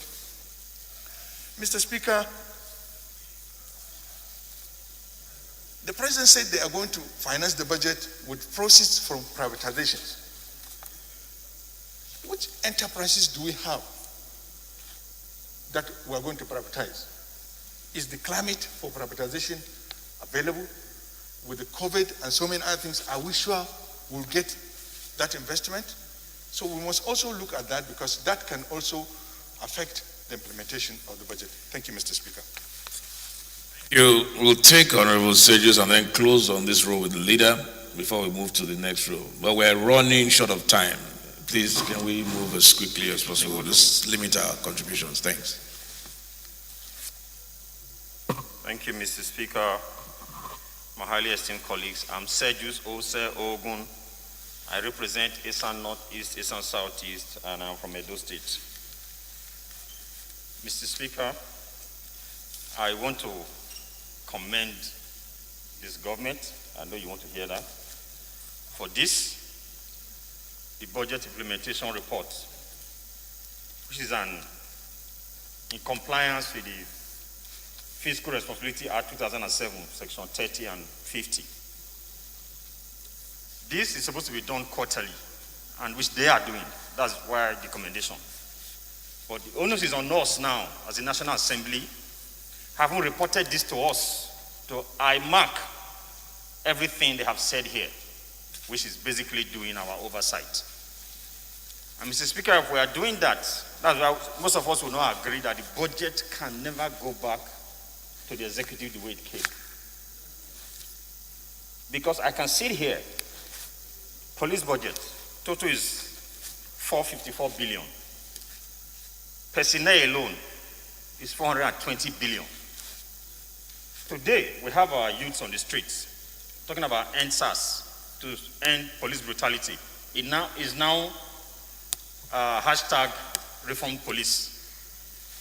If we cannot get the details, or if we cannot critique what the executive has submitted to us as a budget for the police, we cannot complain about the police not well remunerated. For example, look at the overhead. I think overhead is about 12 billion here. We should be able to see from the budget the cost of funding police vehicles and maintenance. We should see that clearly, so that when the young men or the youth were supposed to come in here yesterday, I only saw that in the news, that they were stopped. We have to be able, especially the leadership, should be able to tell them from this budget clearly, this is how much is earmarked for the police, this is how much a sergeant earns, this is the pension for those that are retiring, and all that. So we should get that, and as a body that will approve this budget, critique it. Same thing with the civil servants. Again, the Fiscal Responsibility Act 2007, clearly Section 21, sub 1 to 3, says that the MDAs, they will write the budget, submit to their ministers, who will in turn submit to the finance minister, who will now send a draft to the president before the president can lay it here. So the civil servants that are writing the budget, have we checked their remuneration?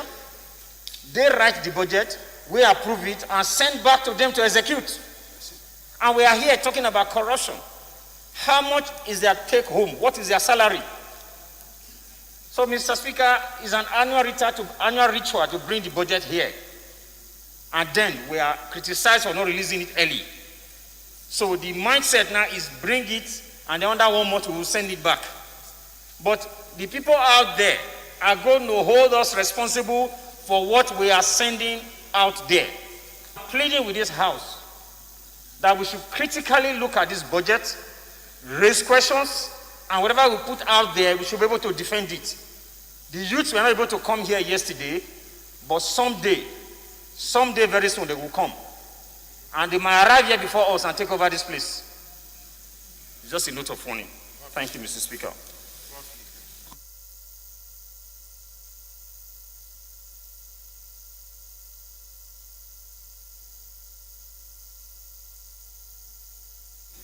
Leader, can you round up for this?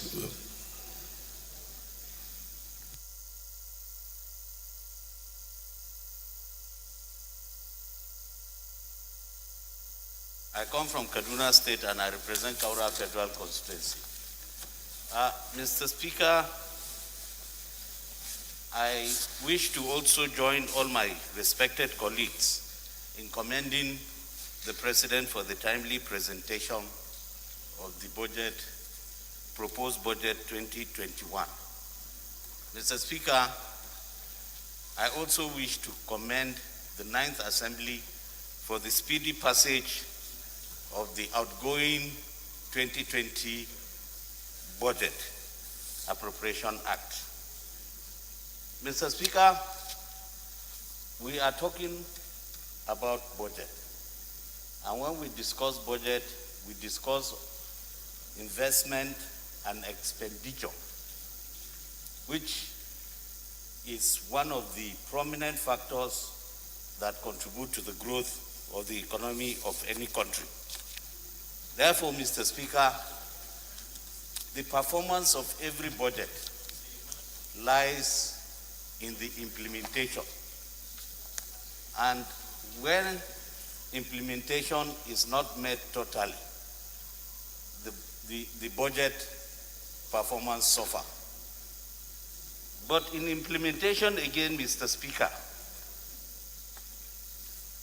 it means government must do all that it can do to block revenue leakages, to also ensure that the revenue income structure is healthy, and that it should also improve and organize our spending habits.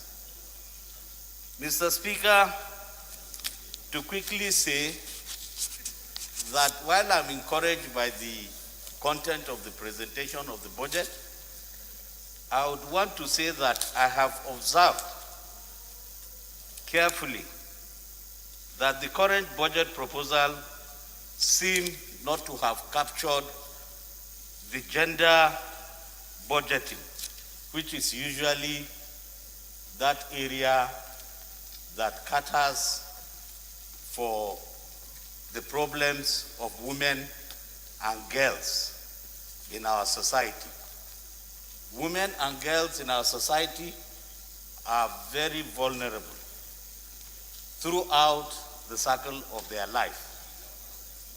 As we all do know, the problem of security that has ravaged the livelihood of all our people, especially the women and girls, where the activities of bandits, the activity of kidnappers who have affected the lives of women and girls violently, and have also affected the way they come out of that predicament. Mr. Speaker, our women and girls have suffered exploitation, whether it is politically, whether it is socially, whether it is religiously. And of course, they have also, this budget has not taken care of the negligence that befalls our women and girls due to their dependence and lack of access to resources. Therefore, Mr. Speaker, honorable colleagues, I call on all of you, all of us, to look at ways how we can factor elements that can take care of the trauma occasioned by the activities of these bandits and kidnappers meted on our girls. Mr. Speaker, finally, I would like to also call on this House to look at ways that we can encourage private partnership equity arrangement on implementing and executing our projects. I believe if we can encourage private investment in taking care and looking and implementing and carrying out projects for the basis of sustainability, so that we can reduce many loads that the federal government have to do when it's implementing its budget. Therefore, Mr. Speaker, with these few words, I beg to. Thank you, Leader.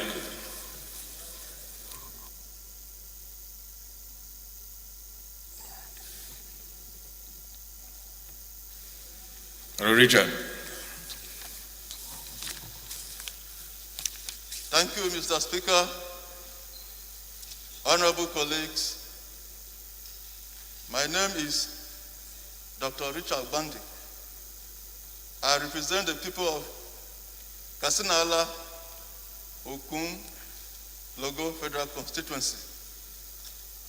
Mr. Speaker, as representatives of the people, it is our responsibility to guarantee and ensure socio-economic development of their well-being.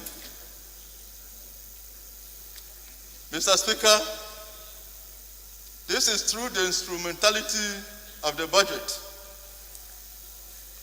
It involves appropriation of resources for the development of the critical sector. Mr. Speaker, this entails paying special attention to the minute details of the budget processes, from formulation, implementation, monitoring, evaluation, and feedback. Mr. Speaker, for effective and efficient implementation of the budget, which is the most important facet of any policy, we have to look at the components of the budget. Mr. Speaker, I'm worried because if we look at the recurrent components of the budget, we discover that it is on page 8 of the President's speech. 4.6 trillion is debt recurrent cost. And when you look at the personnel cost and even debt servicing, the implication is that 8.74 trillion is for recurrent expenditure, representing about 74% of the budget. More worrisome, Mr. Speaker, is when you look at the deficit of 5.2 trillion.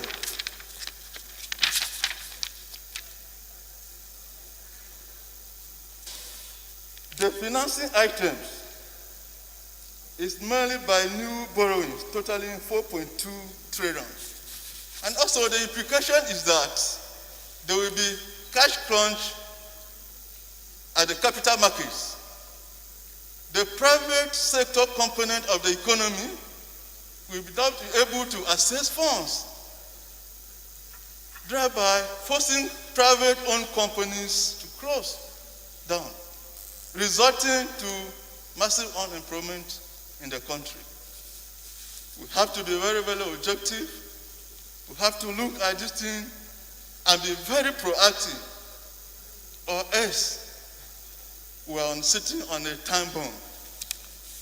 Mr. Speaker, if we look at the other avenues of financing the deficit budget, you look at sales of government assets, surplus proceeds from the government-owned enterprises. But if we look at the 2020 budget and other budgets before this 2021 budget, you discover that it is very, very difficult to meet the appropriated target. So we have to look inward. We have to do the needful to survey the situation. And as one of our colleagues have actually captured in Susinica, the budget is in negation or violation of the Fiscal Policy Act 2007, which is a creation of this National Assembly. So, Mr. Speaker, we have to do the needful. Though I must commend Mr. President for the intervention policies, but it is also incumbent on us to monitor the intervention programs or even projects to reach our farmers who are in the villages and the unemployed youth who are scattered across the country. On that note, I thank you, Mr. Speaker. Thank you. Thank you very much, Dr. Wande.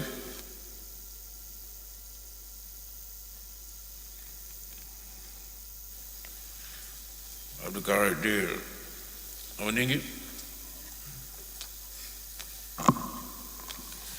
Right Honorable Speaker, respected colleagues, I am Abdullah Saad Abdulkadir, representing Ningiwarji Federal Constituency Mr. Speaker, my respected colleagues, I am from the new oil producing state, that is Bauchi State. Mr. Speaker, I would like to start by making an observation, not a critique. I believe an important law of this nature, it needs more than this number of days to properly dwell on it, to prepare, because I for one, I know that I just got copies of the speech and the breakdown of the budget yesterday. So I believe it is not enough time for us to digest it and make robust and qualitative contributions. So it's just an observation. And secondly, on behalf of the members sitting on this row, I want to appeal to Mr. Speaker that next time when you start from the far end, the following day you should start from this row. Thank you very much, Mr. Speaker. Having said that, I will want So I should be thinking of where did I start yesterday, where did I start today? Yes. Honorable Ningi. See how now, in terms of time, now you spent 2 minutes. You have not even started your debate. That is an observation, Mr. Speaker. Thank Go ahead. No, but noted. Yeah. Good observation. Mr. Speaker, I want to commend the federal government on the key assumptions of this bill.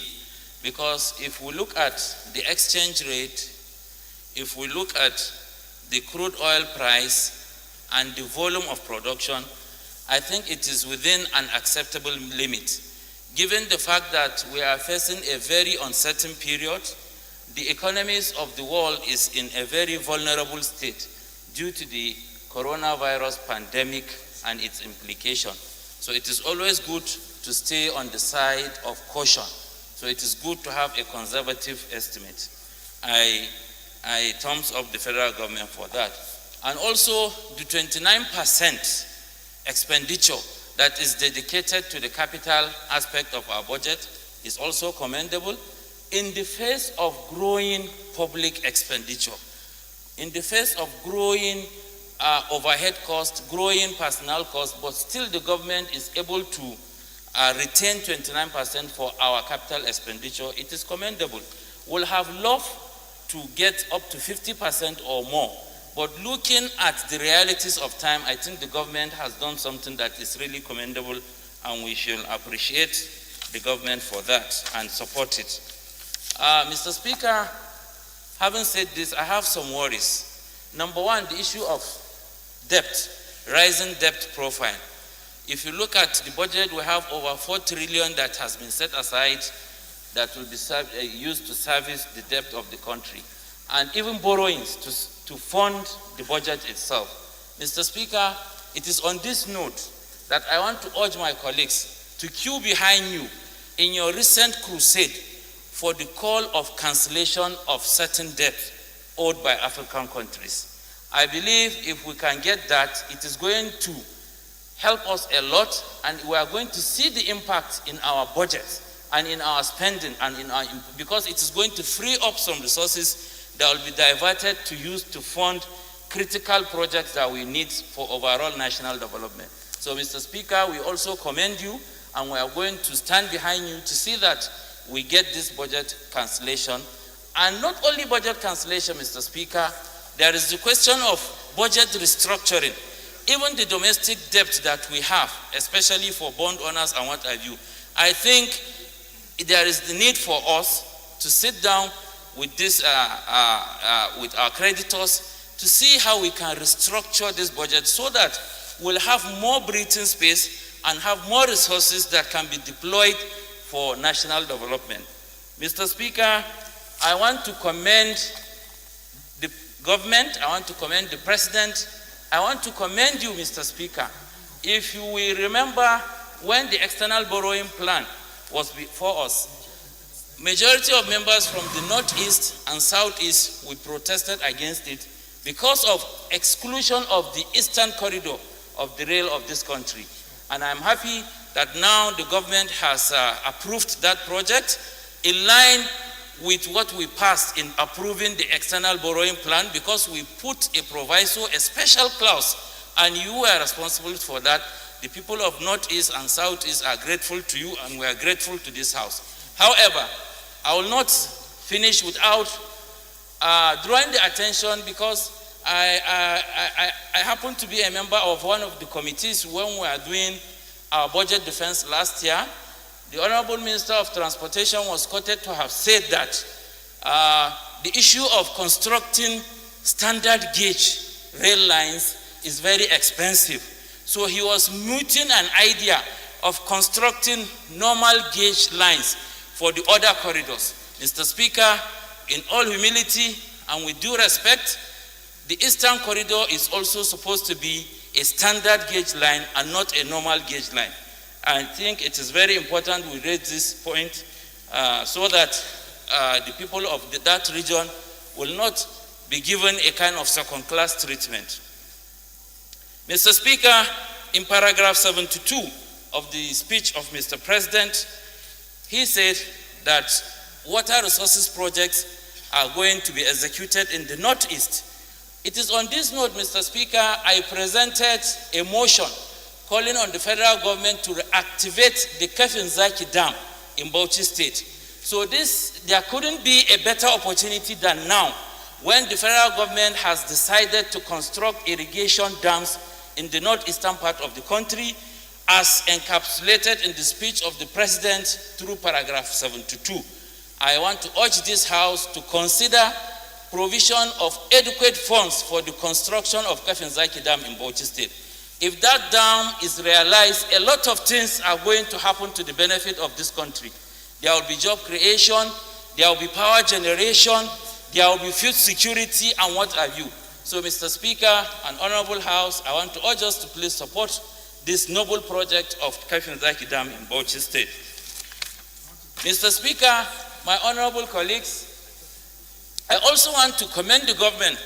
In the light of the coronavirus pandemic, government came up with a lot of interventionist policies. For example, through the central bank, a lot of funds, a lot of money was set aside and it was granted as a low interest loans to the real sector of the economy. And 9% was the interest rate. In the president's speech, he said the central bank is working towards reducing that interest rate to 5%. That is cutting it down to 5%. I believe this is commendable, but we are still not resting on our arse. We are asking the government to do more because this source of cheap funds is going to go a long way in cushioning the effect, the harsh effect of the coronavirus pandemic. It is on this note that we are calling on the federal government of Nigeria through the central bank to look at the possibility of cutting down further the interest rate from 5% to maximum of 2%. I believe this will go a long way in protecting jobs and in ensuring macroeconomic stability in the country. And also, Mr. Speaker, let me stop at this juncture by advising the Honorable House that we should look at the issue of the Fiscal Responsibility Act very critically. This year, it is 3.64% above the threshold. I mean, the threshold says that you cannot have a debt of more than 3% of your GDP, while in the plans, in the budget, it is 3.64. Last year, it was 3.57 in the revised budget. So I want to urge this House that we should look at the possibility of amending that particular aspect of this Fiscal Responsibility Act. Even if we are not going to increase it to 5%, we should put a proviso that any time government wants to go beyond the 3% threshold, it must be backed by a joint resolution of the two houses of the National Assembly. That way we'll have some flexibility to allow government to respond to issues that they have no control. For example, what happened this year and why this debt is going to that is perhaps due to the coronavirus pandemic. And the government cannot stand and say it will just be fixated to what is in the law because it is not going to solve the problems at hand. So if we have a leeway, if we have a kind of flexibility that we can play around, I think it's going to help this kind of situations. Thank you very much for giving me this opportunity to contribute. Thank you.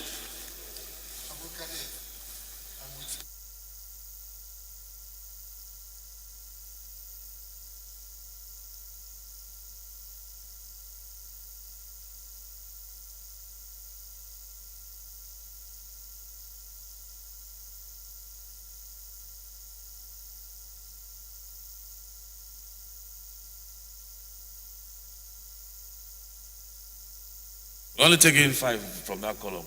So, as we... Honorable Mukhtar.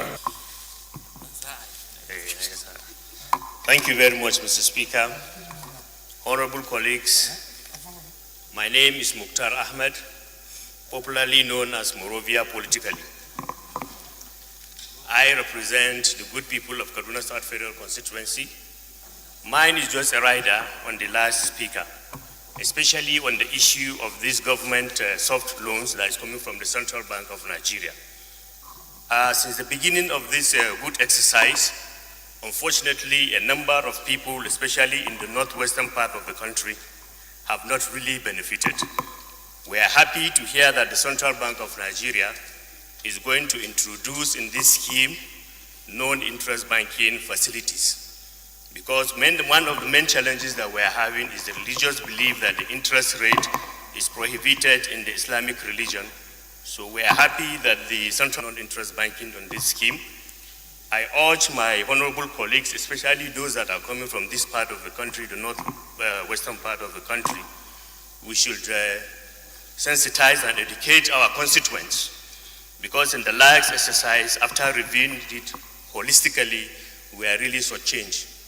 Mr. Speaker, I would also wish to commend you, especially the Finance Committee of this House, on the job that we have done on the issue of the MTEF and the FSP.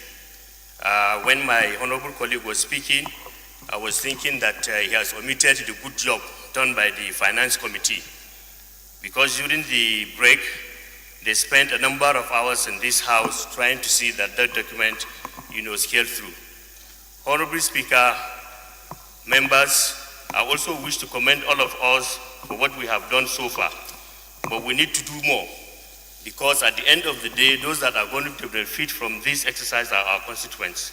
So please, I will urge you to support, the implementation and the quick passage of this bill for the benefit of all, by the grace of God. Thank you very much, Mr. Speaker.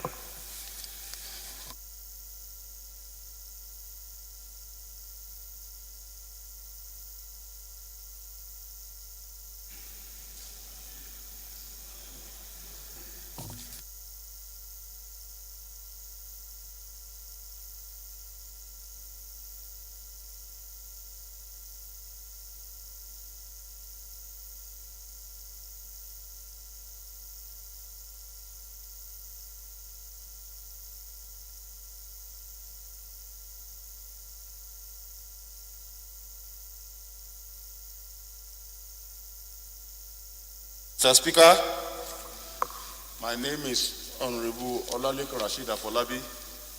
I represent the entire people of the Federal Constituency. I'm from State. Mr. Speaker, a lot has been said about the budget proposal of 2021.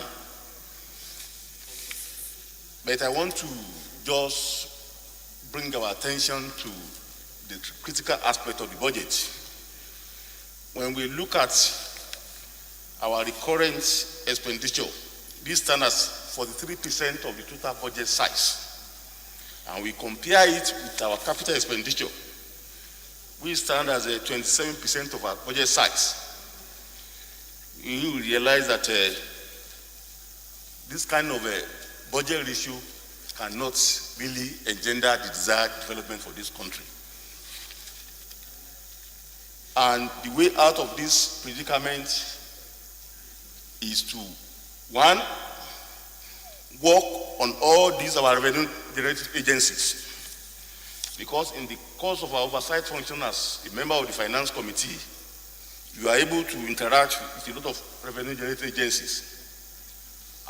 We realize that most of them, they spend almost all what they generate. It's situation whereby an agency will generate 25 billion and we spend 24.5 billion out of the amount. Some even come with an income statement that posts a deficit. And one will ask whether it is possible to spend money that you cannot generate. But because of the fact that a majority of these agencies and their management, instead of their management, they have turned themselves to principalities and power in those places, and they believe they can spend the whole amount they generate without being reprimanded by the executive. I think we have to step up on our oversight function to ensure that we tame these excesses from all these agencies so that we can bring down the deficit side. When you look at the deficit, as one of our honorables said the other time, the level of deficit of 5.something trillion, which amounts to about 39.8%, approximately 40% of the budget size of 13 trillion, calls for a lot of concern. And because of the fact that this budget deficit is going to be financed by borrowing, I think there's need for us, especially on the part of the executive, to be more transparent and accountable to the public. So in the light, against this background, Mr. Speaker, we want to suggest that maybe in subsequent year, before the president brings the budget to this floor, we invite the Honorable Minister of Finance and the Budget Office to come and give us the performances and the usage of all the loans, because as of today, Mr. Speaker, Nigerians are becoming more agitated because of the misinformations that are going on social media that the House is just approving loan for the federal government and the loan. But I know for sure, Mr. Speaker, under your leadership, that the loans that are approved here are done based on patriotism and based on the need to keep the government going. But we need to go further by ensuring that before we consider any subsequent budget, we bring the ministers and the budget office here to come and tell us the performances and the usages and the application of all these loans towards the development of the critical sector of the economy. On this note, Mr. Speaker, I will also want to suggest that it would be better if the executive can change from the approach of top-down method of budgeting to bottom-up, because a situation whereby some people will sit down in Abuja here and decide for what is our need in my own constituency does not go well. For example, Mr. Speaker, there is one abandoned project in my constituency that links my constituency to Ogbomoso in Osun State. It's a case of a bridge that has been broken, that has been swept away for a number of years. The project is abandoned, and I remember that last year I raised a motion on this floor to bring the attention of the federal government and Ministry of Work to that road. But up till now, there's little or nothing that's been done on that project. But if there is opportunity for us to interact or have interaction with the budget office before they come up with budget, we'll have been able to put forward our critical needs to them so that they'll be incorporated in the budget. On the final note, Mr. Speaker, I want to once again commend Mr. President for bringing the budget to the House for consideration on a timely basis. Thank you, Mr. Speaker. Thank you.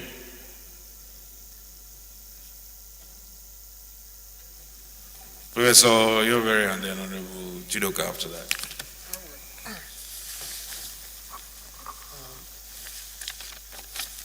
Mr. Speaker, I'm Julius Ihanvere, representing Owan Federal Constituency. I know you have to go somewhere, so I will abridge very seriously my presentation. First, I think the philosophy and ideology that informs budgeting on the executive side needs to be re-engineered a bit. Last year, they talked of a budget of sustaining growth and job creation. When you emphasize growth without development, we know what the consequences usually are. Because development and growth may go together, but you cannot have development if you emphasize only growth. This year, they've gone with economic recovery. And in development literature, nobody is talking of economic development anymore, because the best laid economic plans can be destroyed by political instability. And I thought it is important to make that point, that they should re-engineer it in terms of the words have meaning and the signal you give. They should be thinking of comprehensive, holistic development to carry the people along. Mr. Speaker, my colleagues have talked about the cost of governance. They've talked about duplications, waste, the wage bill, and so on. This government once came up to say it wanted to create jobs. I want to stand to say the kind of jobs, or the jobs that the government is creating, is not the kind that will promote growth and resilience. These 30,000 naira jobs, after which the person becomes jobless after 3 months, is an embarrassment. So they should begin to think of a discussion on how to empower the private sector, to expand it, to deepen it, to create the jobs. Not through 30,000, 774,000. They sound nice and sexy, but in reality, you take people out of it for 3 months, sometimes they don't even pay them, they become more frustrated, more angry, and desperate in the political system. Finally, Mr. Speaker, my people in one federal constituency are not happy, because the more we do these budgets, annual rituals, the more they fail to see any federal presence. I know there is a state level, there's a local level. The constituency is replete with abandoned federal projects. And we have moved motions on this floor, nothing is happening. We have written letters to ministers that are responsible, nothing is happening. People are dying on the Okene-Opela Road every day. Many prominent persons have been kidnapped there. They did it to Lokoja, jumped Okene-Opela, and then moved towards parts of Edo, did a little there and abandoned the entire project. I think we must begin to take some of these things seriously. I moved a motion here about the Sabo, nothing is happening. The bridge linking Ondo State to Edo State is a teeny-weeny bridge where a small Volkswagen has to stop for another one to pass. We have talked and talked.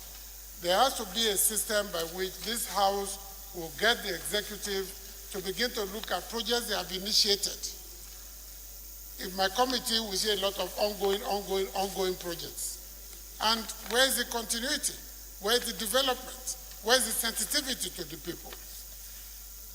I want to believe, Mr. Speaker, that if we go back to look at why have previous budgets not performed optimally, we will begin to get the answers to what we should be focusing on to help this country. Because we've been making budgets since the political independence. But what do we have? Unemployment is still rampant. Infrastructure is still bad. Women are still marginalized and oppressed in the system. Our schools are still ramshackle, including federal unity schools. Somebody just briefed me this morning of a federal unity school in Akwa Ibom where they are using pit toilets in 2020. I mean, I can go on and on. So it means there is a fundamental structural problems with budgeting, budget implementation, monitoring and evaluation in the country. And we need to go back there to set a new foundation so that we can reap the benefits that Mr. President so badly wants. I want to thank you, Mr. Speaker. Thank you, Prof. You spoke very passionately about and raised a lot of issues, including the issue of Edo State. But I think your debate underscores what I was saying earlier, that budgeting is about revenue. We can't escape it. Each state, and the constitution is designed in such a way that each state has somebody in the cabinet, a minister.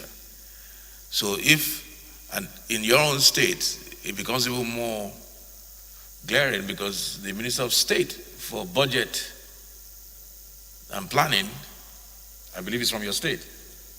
So you can understand that if your state is being shortchanged, like as you put it in terms of urban project, it's not because that minister does not love your state. He does.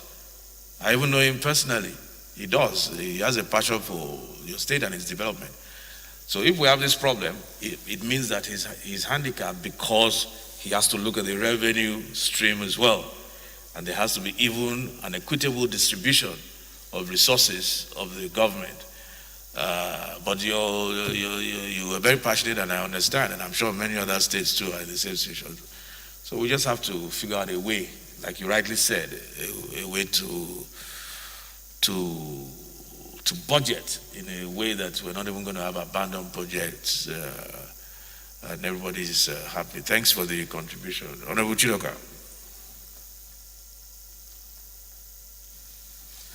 Thank you, Right Honorable Speaker, honorable colleagues. My name is Obinna Chidoka, representing Idemili North, Idemili South Federal Constituency of Anambra State. Mr. Speaker, just last week we received the 2021 budget of economic recovery and resilience. I must also commend this government for returning back to the January-December cycle, and we see a budget that has 27% increase from the 2020 budget of 10.3 trillion. And also, Mr. Speaker, continuing on the second Niger bridge, which work has advanced, and hopefully that by 2021, end 2021 or fourth quarter 2021, the second Niger bridge will come on stream. But however, Mr. Speaker, you were here seated, you and the Senate President looked very happy the day the President came to present the budget, meaning that the budget will be accepted to expeditiously. So you remember that the President paused when he said that the budget of the National Assembly is 128 billion. And the mischievous people out there, what they have done is to divide 128 billion by 469 members. That's all they've done. And right now, our young ones are out there protesting about end SARS. Now, the mischievous ones have turned it again to say end senators and House of Rep members' salaries. That's another mischievous one. And I will come back to that because I know that it is not what I end doesn't take me home, actually. But coming back to this budget, it was late Chief Obafemi Awolowo in the Second Republic that mentioned that our ship of nation state is fast approaching a rock. And why will I put that quote here? Because the figures are not rhyming. He says that external debt is hitting at almost 27 billion US dollars. SS crude account is barely at $71 million. There is lower demand for oil and revenues are coming from there. In fact, some of the IOCs are moving away from the oil we know of it today into renewable energy. Unemployment stands at 27% with over 25 million youths who are unemployed. And you can see them all over Lagos, Abuja, Enugu, they're everywhere protesting. And of course, the president himself mentioned about the negative growth of Q2 2020, which was done by the National Bureau of Statistics at 6%. So all these points to, is a pointer to a crisis point of which this government and this budget couldn't or incapable of addressing. So the 2021 budget as projected by the president, both in his revenues and projections, has somewhat become unrealistic. And then to compound this issue, recently, Right Honorable Speaker, you know, when I speak about this government, sometimes I have to extricate you from this government somehow, because I know the work you have also tried doing, of also intervening in the power sector crisis, intervening in, of course, the fuel high price crisis, that have made sure that these other agencies or non-governmental agencies or the trade unions haven't gone on strike. Also, in contradiction to the MTEP and FSP, document, which we put into it to reduce the MDAs by implementing the Orasonya report. Now we see a budget that is creating more agencies and creating more higher education institutions, thereby multiplying our recurrent expenditure. But a lot of those things stem from the bills on the floor.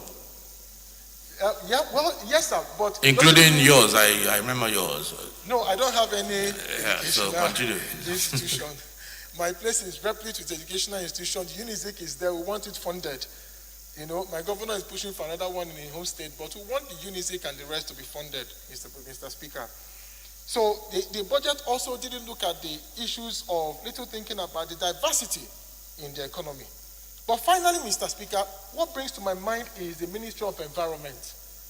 And I've searched, and I'm going to keep searching. I don't know if anybody knows here, if the chairman is here, for the budget of Ministry of Environment for 2021. Mr. Speaker, the Southeast is replete with erosion and flood issues. We need a lot more money for us to deal with the issues we have. Starting from my paternal home, from my grandfather's house, which is in Obosi, that have been taken away by erosion. Starting with over 1,000 sites of erosion sites in Anambra, which is threatening the house of the former vice president of this country, the late Chief Alex Ekweme, from Uke to Idani, to Mpo, to Ogidi, to Obosi, and all other towns in Idemili North and South, to Anambra, Imo, Ebonyi, everywhere is ravaged by erosion. And I want to see a situation where this government can address that. There's a documentary which says nowhere to run. So when I'm talking about the Southeast, I'm also talking about the Lake Chad, which is receding.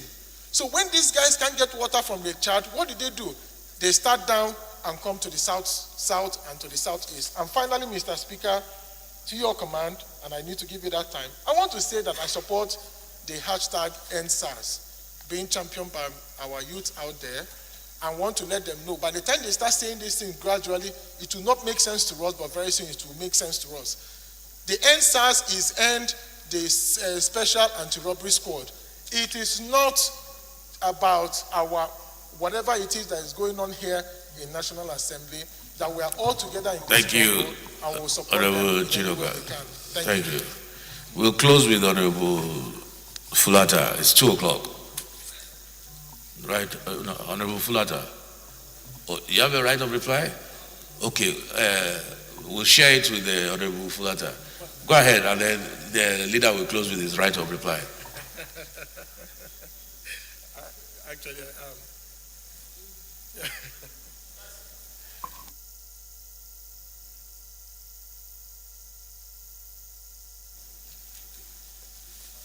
Thank you, Mr. Speaker. Honorable colleagues, my name is Abubakar Samflata. I represent Berniwa Krika Sama Buri Federal Constituency, Mr. Speaker, I'm from Jigawa State. Mr. Speaker, Budget 2021 is premised on certain assumptions, one of which is the official exchange rate. Where are marks? Official exchange rate. You spoke without this, and you are asking me to.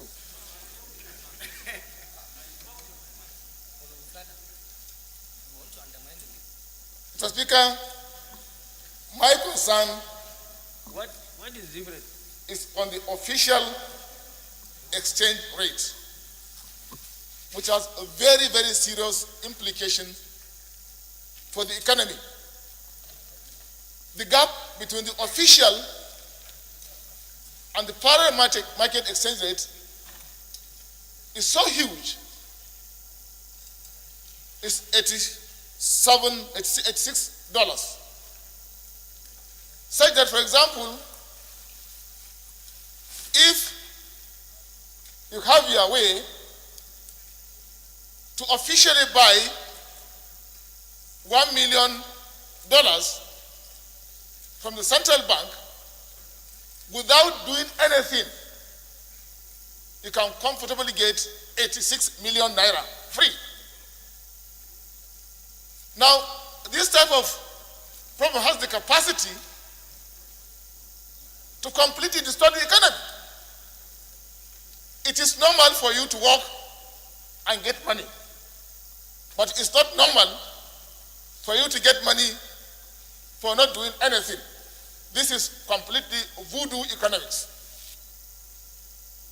Mr. Speaker, honorable colleagues, last week, someone was arrested at the airport with over 5,000 ATM cards. He was bound for Dubai.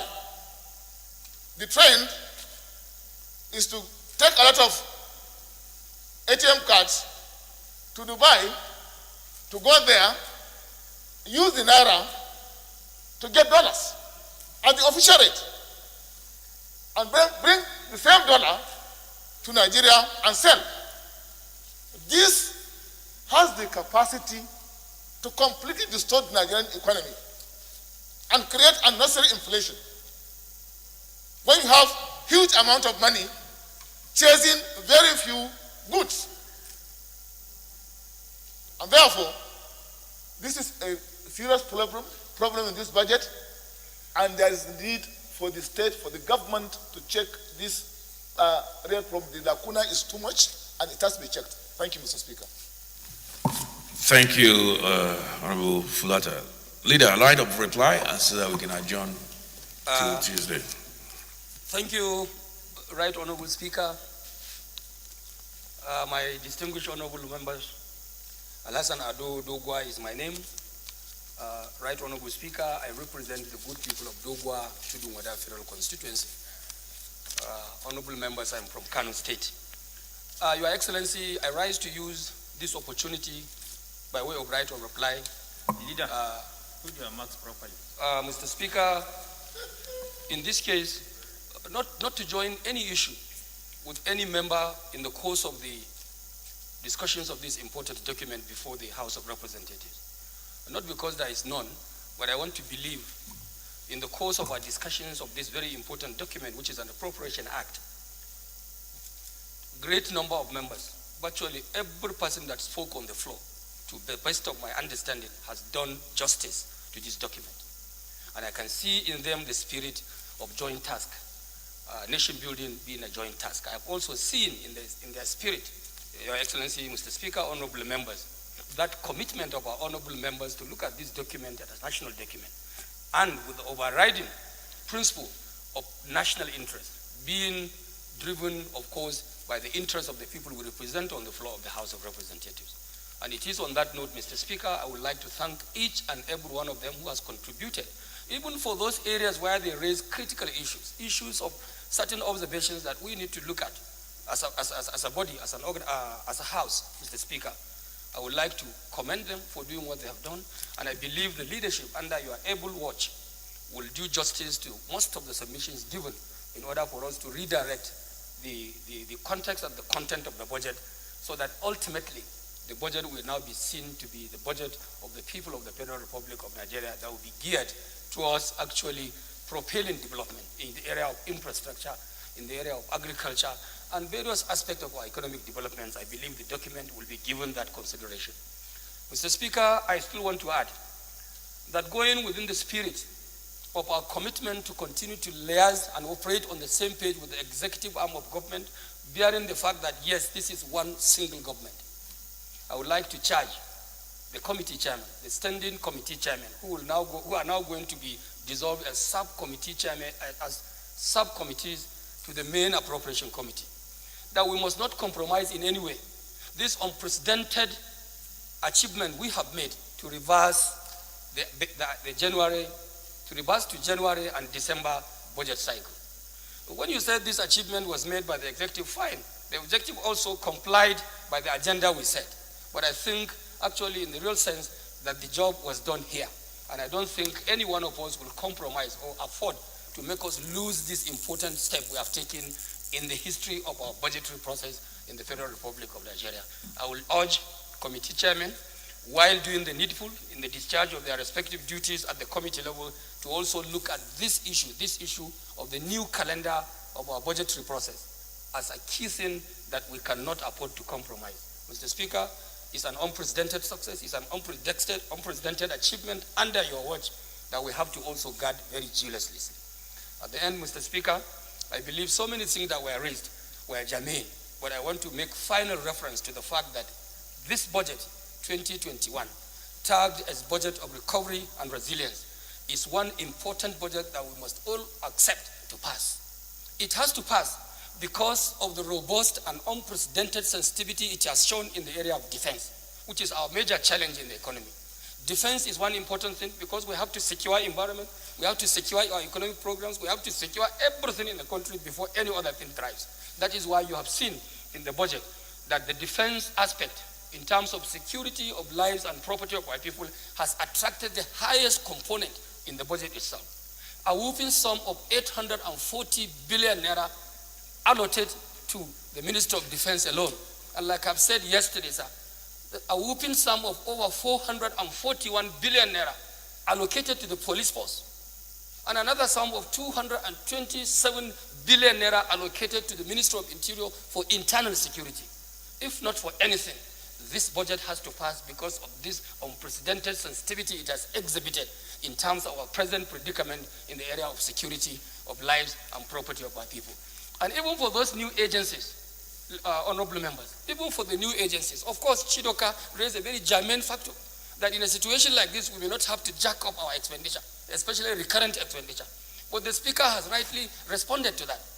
The executive, despite the huge responsibility, fiscal responsibility from it, is now trying to really put to practice this good partnership between the executive and the legislative arm of government. And it is in so doing that the executive decided to agree to fund these new agencies and institutions which mostly came up from bills and resolutions of this important House of Representatives. I think this is a giant step. It's a good step from the executive arm of government, and we must have to reciprocate at every point in time. Mr. Speaker, I thank you for this opportunity, and I thank each and every member of the House for giving this appropriation bill the attention and, of course, the consideration it deserves. I wish the committees will also do justice in the course of their engagement, budget, defense, and what have you, and never forget the directive of Mr. Speaker to also observe the COVID-19 protocol in the course of their engagements with MDAs and ministries of government. Thank you, and God bless the Federal Republic of Nigeria. Thank you, Leader. You have spoken truly as a House leader, a nationalist, a patriot, and a consummate politician in trying to get this budget passed.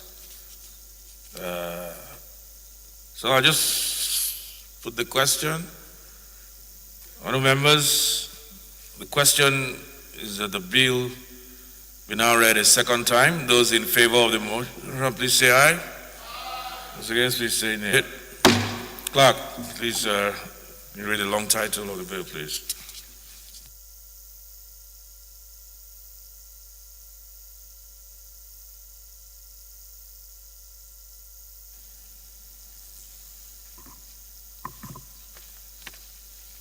Honorable Speaker, honorable members, a bill for an act to authorize the issue from the Consolidated Revenue Fund of the Federation, the total sum of 13,82,420,568,233 naira only, of which 484,488,471,203 naira only is for statutory transfers, 3,344,380,000,000 only is for debt service, 5,790,870,132,888 naira only is for recurring non-debt expenditure, while the sum of 3,603,679,959,070 naira only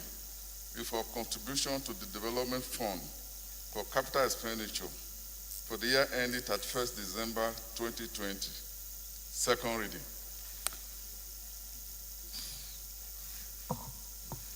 Okay, with the standing committees standing as subcommittees within the appropriation committee, this bill is referred to the Committee on Appropriation.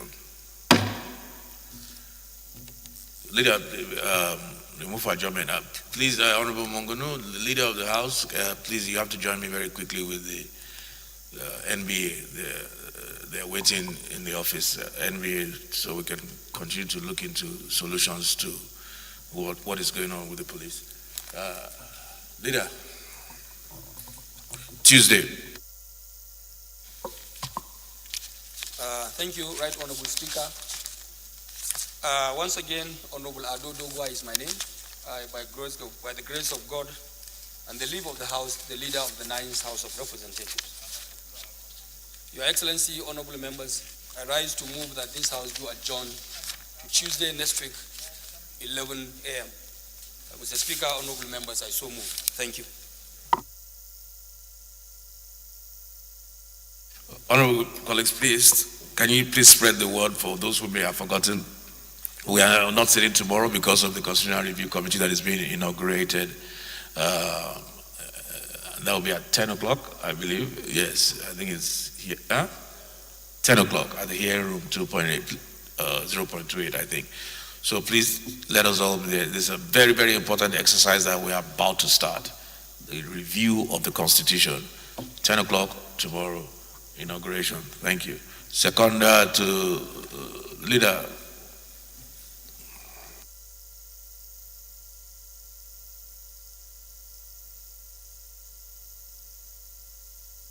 I come from Kaduna State. I represent Kaura Federal Constituency. Mr. Speaker, honorable colleagues, I rise to second the motion that the House do adjourn until Tuesday next week, 10 o'clock. I so second.